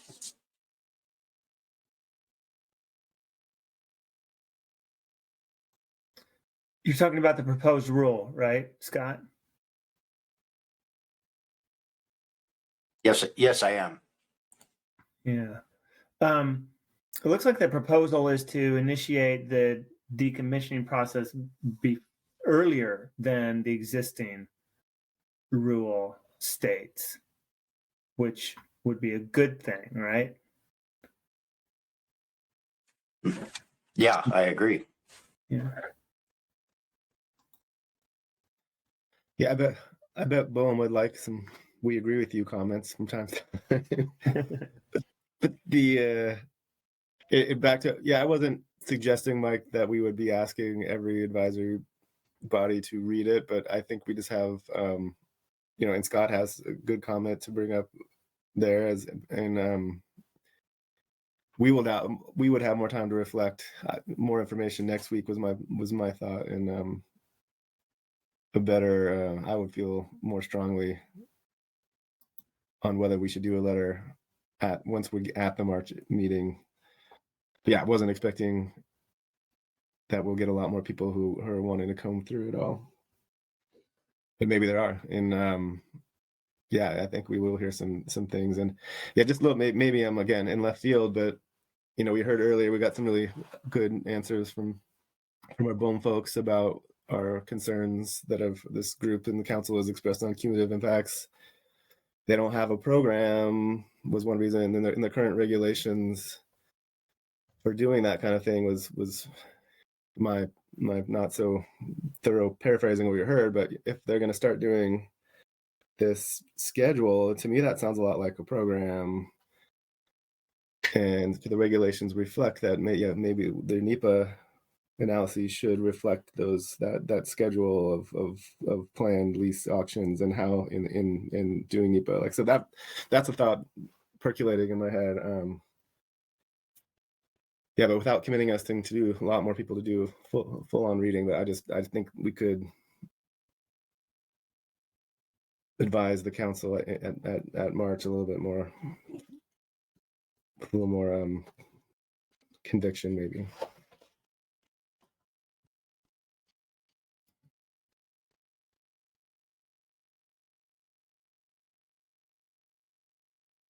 There is a workload consideration also. Part of me thinks like, oh, I'll just do this. I'll just go, read through the rule, mine our prior comment letters and policy and things like that, and put something together. But I don't have a whole lot of free minutes over the next several weeks, and I know other people also don't. So workload considerations are real. And so, I don't know. I'm not opposed to, anyone's suggestions for how to move forward, including yours, Corey. Just, I don't know. We're kind of on the fence here. We're stuck. I feel like we're stuck. We need to figure something out. Michael, is your hand up? Your hand? Oh, yeah. Jinx. I forgot about that one, but Scott, I think, brought up the same thing I was thinking about. Is it makes good business sense. You don't put your capital out there. I guess it would be for a bond, but nonetheless, it's sitting on the side. There's a lot of big money from Wall Street, that I'm sure they want to get some kind of good interest or good dividend coming back out of this. And I'm pretty sure from the way they're investing that they're assured that they're going to. But it would. The other part of this that has happened, at least in the fish business, numerous times, is somebody has a couple of good years and then they don't, and all of a sudden they leave, in bankruptcy state, and a lot of fishermen don't get paid and that kind of thing. Taxes don't get paid. So I mean, it's not that uncommon in business. So if you don't have the money up front, then somebody else has got to pick up the tab to decommission the thing, or if there's even maintenance or whatever to continue running it, or just make sure it doesn't get worse. You shut it down, what do you do? So it could happen well before the, or they find some ultra cheap renewable energy source that hasn't been invented yet, and all this wind turbines just shut down. I could almost guarantee that some of these LLCs will not continue on. They'll find some reason to be bankrupt. So I don't know, but Scott's, I think, got a good point.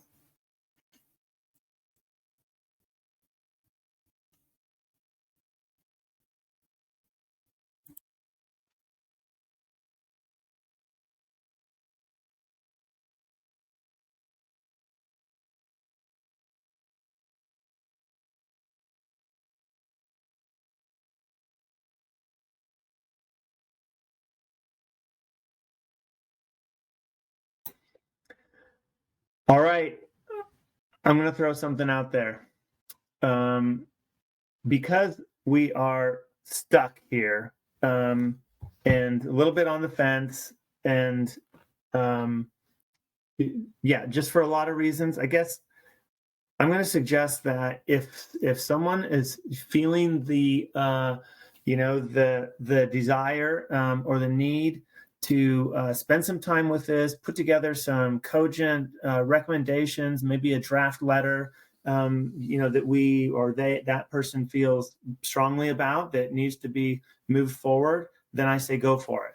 But in lieu of someone sort of ready and willing to own this and move on it, I guess I'm a little hesitant to just punt it again. We talked about this at the last meeting. The draft rule came out right before it, so we, in our defense, we didn't really have time to sink our teeth into it. But we said, okay, in April or at this meeting, February 23rd, we're gonna talk about it and make a decision. But we're still on the fence, so I'm really hesitant to punt it again. So I guess I'd like to, put it back on, the MPC and me included, in terms of, if you feel strong enough, strongly enough to, put together some comments and recommendations and, and some rationale for why we should be commenting on the rule, I say go for it. Otherwise, I'm going to propose we drop it.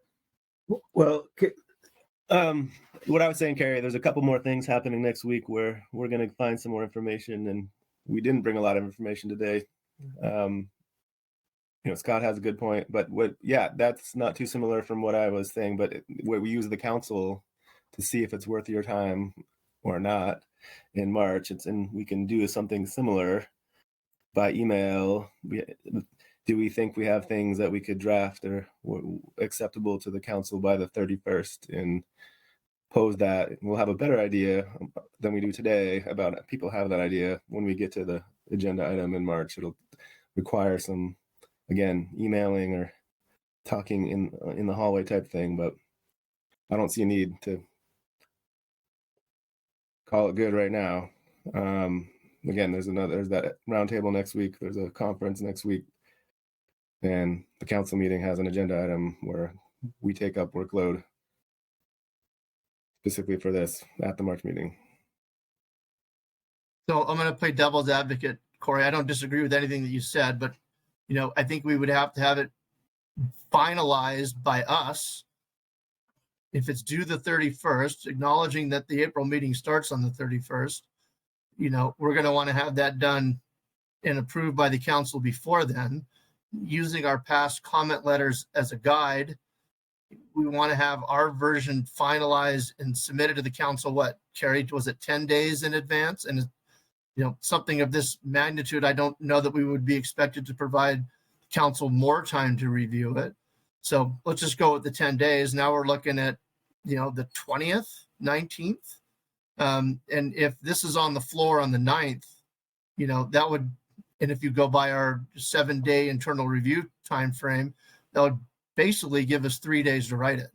If the council suggests that we write it when they have this discussion on the 9th. And maybe I'm just looking at it through a different lens. Well, Carrie's suggesting someone write it up now and decide if they want to write it up now. they can be deciding that if they want to write it up now, between now and the 9th, and have a better idea is what I'm saying. Got it. And if no one's going to do a complete 180 and decide to do line by line comments on the 80-page rule, it's going to be pretty high level if we say anything at all. So I don't, and if we do it on the 9th, then there's a work week there, the 13th, the 17th, if you want to give the council 10 days to do it. But yeah, so I see sort of a hybrid approach between what Corey's suggesting and Mike Conroy. I think you very accurately sort of point out the timing issue. So yeah, Corey, I agree with you. You know, if someone does find out some new information next week, or, you know, is able to sort of think through this and get some info, then we could come into the council meeting. We could put together a supplemental report. You know, it could be brief. It could be even fairly simple, like summarized bullet points, like Corey said, fairly high level. Say, hey, council, you know, on March 9th, we think these things are pretty important, and we can turn around a quick response letter really quickly, you know, at that point. But we would want to have a head start. What we want to avoid is on March 9th saying, hey, we should write this letter. And then the council saying, who's going to do it? And we all sort of stare at each other and like, well, I don't know, I'm going on vacation and I can't do it. So that's the situation we'd want to avoid. So I guess at that point, I would default back to my like, okay, then drop it. But yeah, I mean, I think you make some really good points, Corey, about, you know, let's give it another, you know, week and a half, and if it seems you know, worthwhile, then someone grab the ball and run with it, and put pen to paper and you know, summarize some comments that we'd want the council to consider. I'm okay with that. that's a better articulation of what I was thinking, Carrie. Thank you.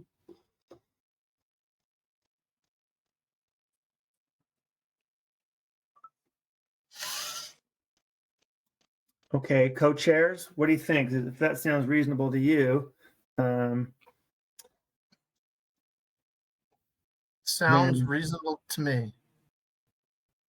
Okay, great. Then where do we stand here? I think we have the makings of a draft report. We gave Lila an assignment or two. We'd probably want to have someone summarize the BOEM presentation, and then flag. Well, Lila's going to flag the stuff that she and Lisa are doing, and we could flag, you know, the proposed rule briefly. Basically, say, oh, you might see something, you might not. But oh wait, no, sorry, that's for April. Never mind. Scratch that. I keep getting my meetings mixed up. What else? The fisheries communications plan. Yeah. Recommendations, right? Yeah. Well, that was one of the two that I was hoping you might. Oh, okay. Well, if I can work with you on that. Sure. Happy to.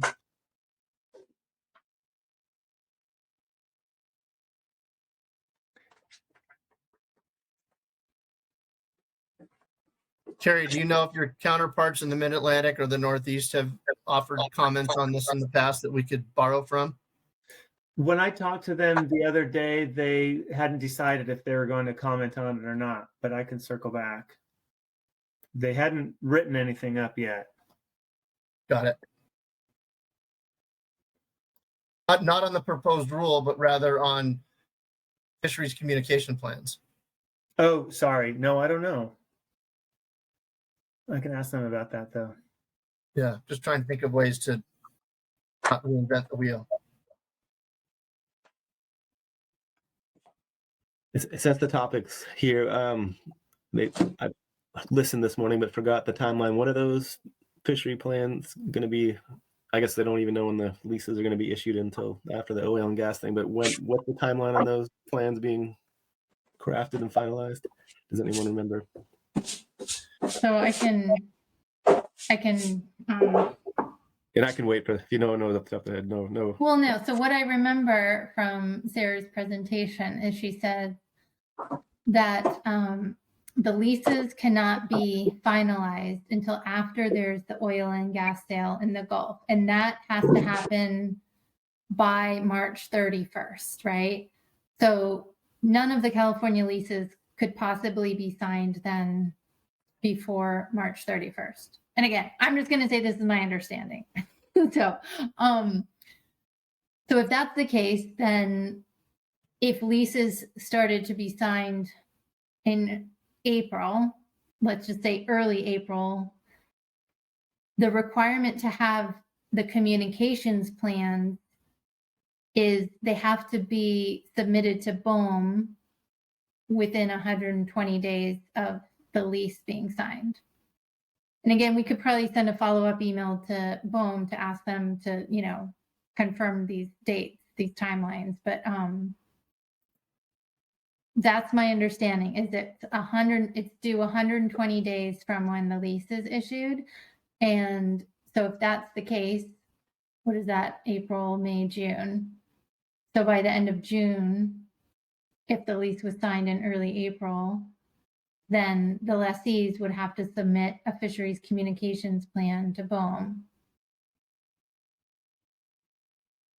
So if we wanted to have, if the council wanted to reach out to the lessees about, providing their thoughts and input on those communications plans before the lessee submits it to BOEM, then the council would need to make, have comments ready to provide to the lessees before the end of June.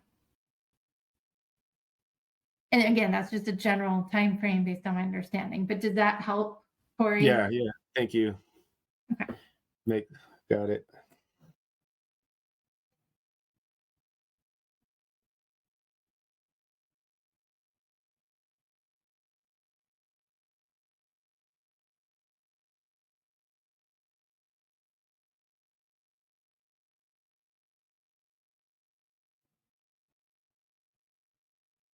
Now I'm wondering what role I don't think it directly applies to what you're saying, Lila, but the California Coastal Commission included that condition in its consistency determination that requires the establishment of a working group involving fisheries and tribes, developers, and I think BOEM as well. To what degree, and not knowing when that will be up and running, will that inform the fisheries communication plan? I guess I'll reach out to my contacts at Coastal and see if they've had any discussions with BOEM about that, because that would be helpful to know that, or not.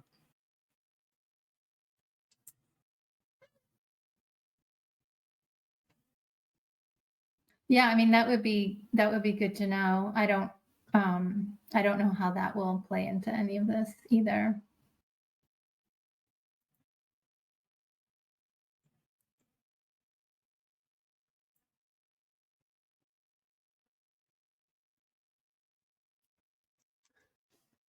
Okay, let me take another shot at summarizing where we're at as far as what would be in a report for April.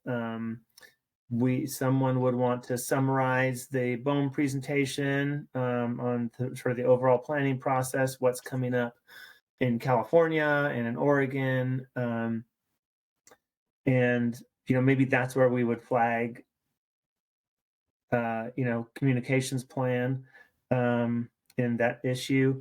Lila's going to summarize her and Lisa's project to put on the council's radar screen, and then flag it for potential further discussion in June and at our May meeting, and then a sort of overall timeline which kind of dovetails with the BOEM report to help us and help the council think about what's coming up in the next, few months or year or so. So even if we don't have known like public comment periods or things like that, I think it would be, now's probably a good time, now that we've had the California lease sale, we're approaching the Oregon call area to wind energy area process, although we're not quite sure where that's going to end up. But especially with California, it might be a good time to provide, some information that summarizes kind of what's coming the next couple of years, really, right? As they move forward with, surveys, designs, communications plans, fisheries liaisons, that sort of thing. So those are the 4 items I have that would go into a report for April. Is there anything else?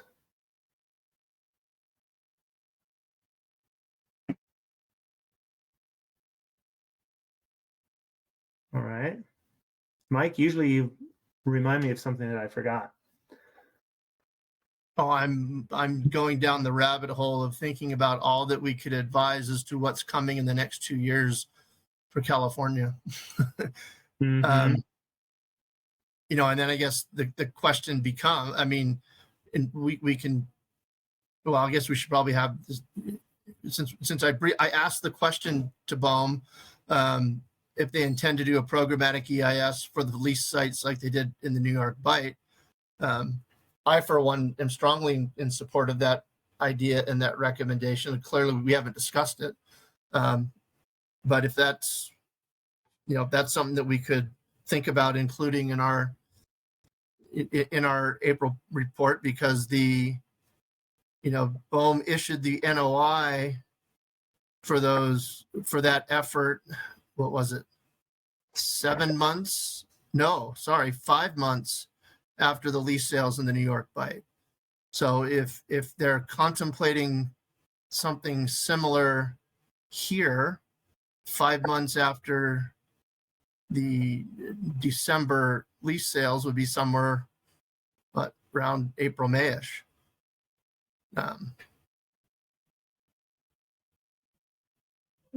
But I'm just so, I don't want people to be surprised if they see in our draft report something along those lines. Well, what would you propose saying? Just sort of flagging that as an issue, or trying to, encourage the council to make some recommendation to BOEM that they... Yeah, the latter, describing the process that took place in the New York Bight, right? The lease sales in February, the NOI in July, to prepare a programmatic EIS just for those 6 lease sites, right? It didn't look at the bigger, broader, more regional picture, but it was a step in the right direction. I would like to see if the council would make that recommendation, but if we can't come to consensus on that, or if that's not something that we want to do, I'm fine doing that, going without that as well. What would be the vehicle for that? Because there's not an open comment period. Would that just be sort of an ad hoc letter to BOEM, or? Yeah, it would. Yeah, there wouldn't be a comment period on that until the NOI would be published. All we're doing is encouraging them to publish the NOI. But that would be in the form of a letter, communication from the council to BOEM Pacific Region. Okay. Yeah, and just focused on that on that limited issue, right?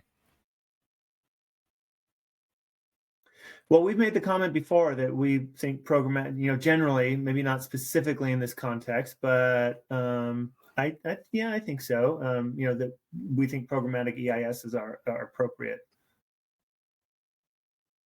See, Mike O's got his hand up. Yeah, I strongly second that one, Mike. I also think that we should bring in their idea of cumulative impacts is project by project, and those aren't cumulative impacts beyond the borders of an individual wind farm. So I think we want to mention that includes a cumulative impact study, if that's not going too far. But we've talked about both of these quite often before. So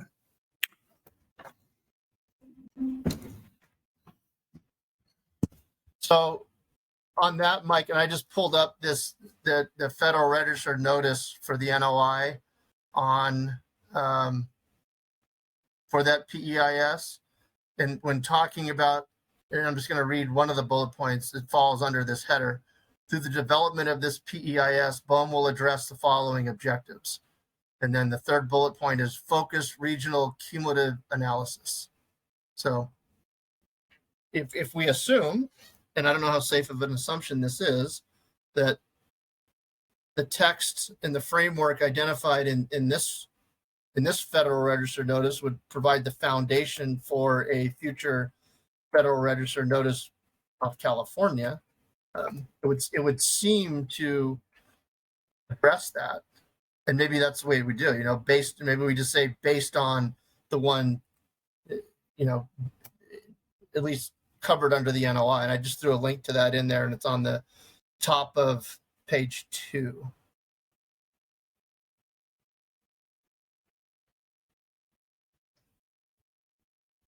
I don't want to get too deep into this, but given that the West Coast ecosystem is as productive as it is, and it has its balances of going on there, but we don't know a lot about that. It would seem even more important here. I don't know what the ecology is like back in New York Harbor, but they found some reason they wanted to do it. So, but I would think that the West Coast might even be a area that was even in more need of a PEIS, just to make sure you knew what you were doing before you started, for a change. And I mean, as all this is going on, there seems to be more and more, well, maybe I'm just finding it, but more and more consternation and blowback, I guess, is to using offshore wind energy as going forward when they know so little about it, the effects and stuff. These articles keep cropping up here and there, but maybe there are just some guys out on a going a different direction like myself. But I certainly would support your idea, though. I think it's very important to the final outcome of what's going to happen on this coast. Well, and we're not asking for anything new, right? They've done it. They've done it. So it's like, absolutely. So, yeah.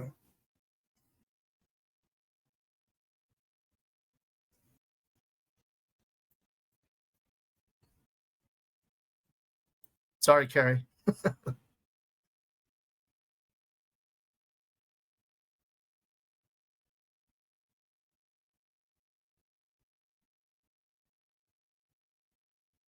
And if you're talking, Carrie, you're still muted. No, I'm not talking. I'm muted and not talking. So I'm looking to you, chairs.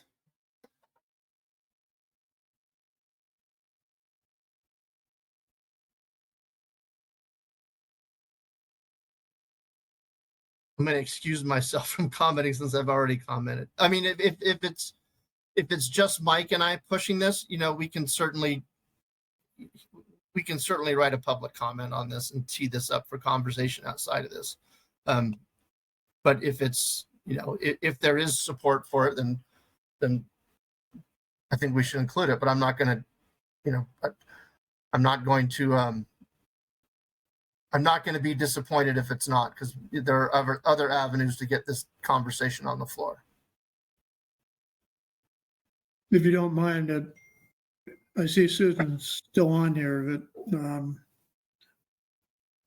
I don't know if she's away from the screen or what, but it'd be nice to get her opinion on it, I think.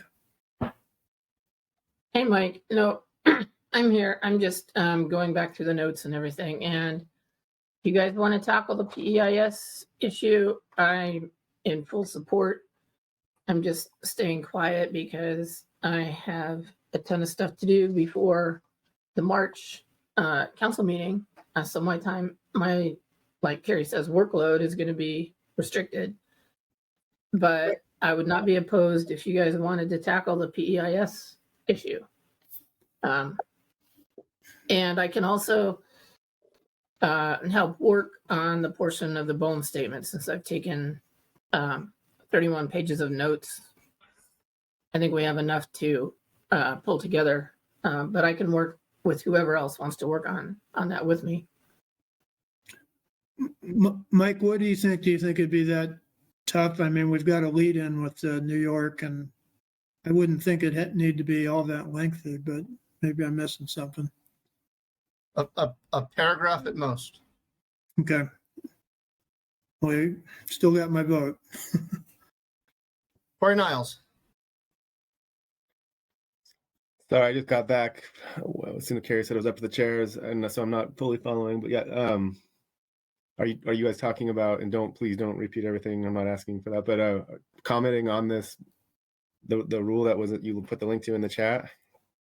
No, that's so when BOEM gave their presentation, and I'll be quick. I asked if they were contemplating doing a programmatic EIS for the 5 lease sites off California, akin to what they did for the 6 lease sites in the New York Bight.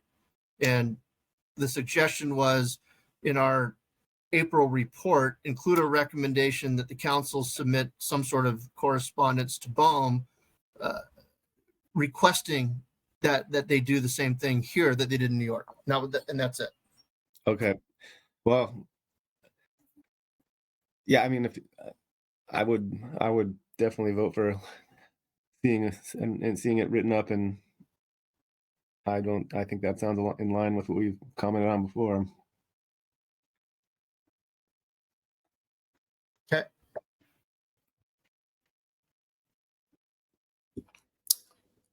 If I can jump in, obviously I'm in agreement with that. I also had to step away and wasn't sure what the conversation was on. And when they do that, I'd like to see them, they talk about their engagement with the tribes. Everything I've seen in the EAs are the local tribes in California, not any consideration for ecosystem-wide impacts to the treaty tribes in Washington. So, somewhere that has to be brought into the equation. Good call, Steve. If we opt to write a paragraph, I'll certainly include that.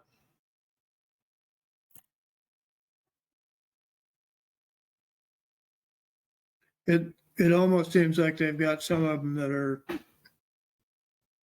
hooked in for whatever reason, some of the tribes, but the ones that are actually out fishing or planning on it are being left out of the equation, not asking much of anything. Is that fair characterization, Steve? Right. They've talked to us, but it's we're frustrated. I mean, I'm sure you can sense my frustration on this. I ask the same question every time. At least I think today we got a straight answer, which don't count on us to do that. So I appreciate when Mike asked it, and now hopefully we can get somewhere. Asked about the 5 call areas or lease areas. Corey, is your hand up for something new or from old?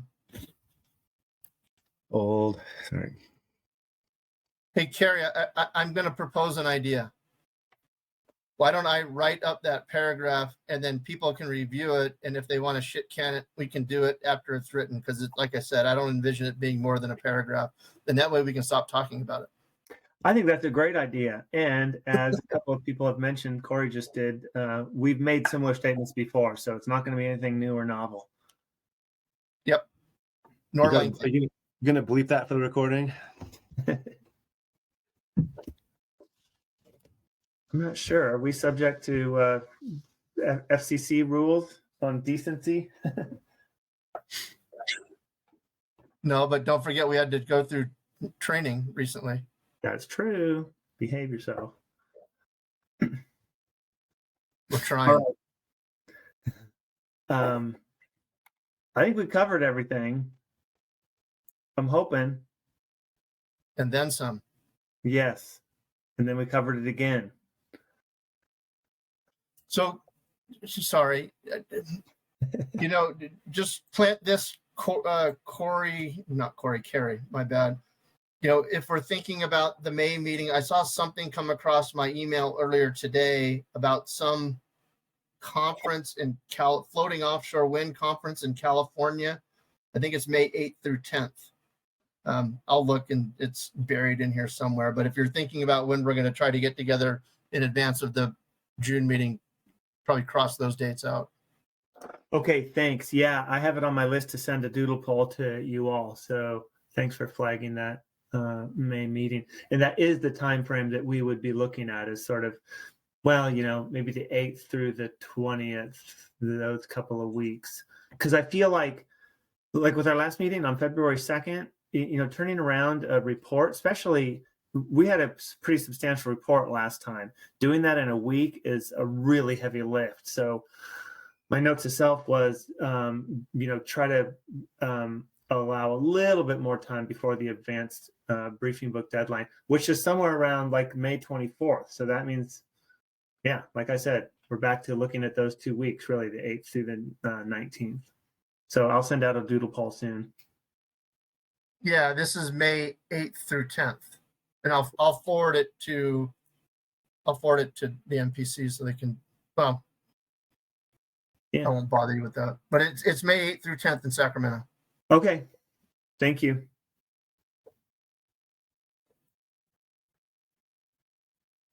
Well, then let's wrap up. Chairs, I'll let you adjourn this meeting if we're done. I don't see any MPC hands up, so just take it home, Mike. Oh, let's let Susan take it home. Sorry, what am I doing? Just kidding. Taking it home. Gavel down. I think we had a good discussion. And so thank you. Thank you, Ingrid. And I'm not sure, Lila and other folks from BOEM and NIMS who were here. And I think we have a good plan forward. Mike and Corey, you guys talked about that and have a plan. I can work on some of the report. We got our 31 pages of notes that is available to everybody on the MPC to look at, add anything we've missed, and we can refer to that as we write our reports. Anything I missed? I don't think so. Carrie, did she miss anything? I think she did a wonderful job of clearing us to go. I think she did. I think I hear her gavel poised, ready to gavel down. Hey, we get a whole hour back today. It's like falling back or something. Yeah. All right. Well, thanks everyone for sticking through. A lot of good discussion, and especially to Ingrid and Lisa, who's not here anymore, and the rest of the BOEM and NIP staff. We really appreciate all the time and attention that you guys spend with the council. Well, thanks for having us. Yeah, you bet. All righty then. I guess we are wrapped up. You guys have a good rest of the afternoon, and we'll be in touch soon. Okay, thanks everybody. Thank you, everyone. Thanks, everybody. Thanks all.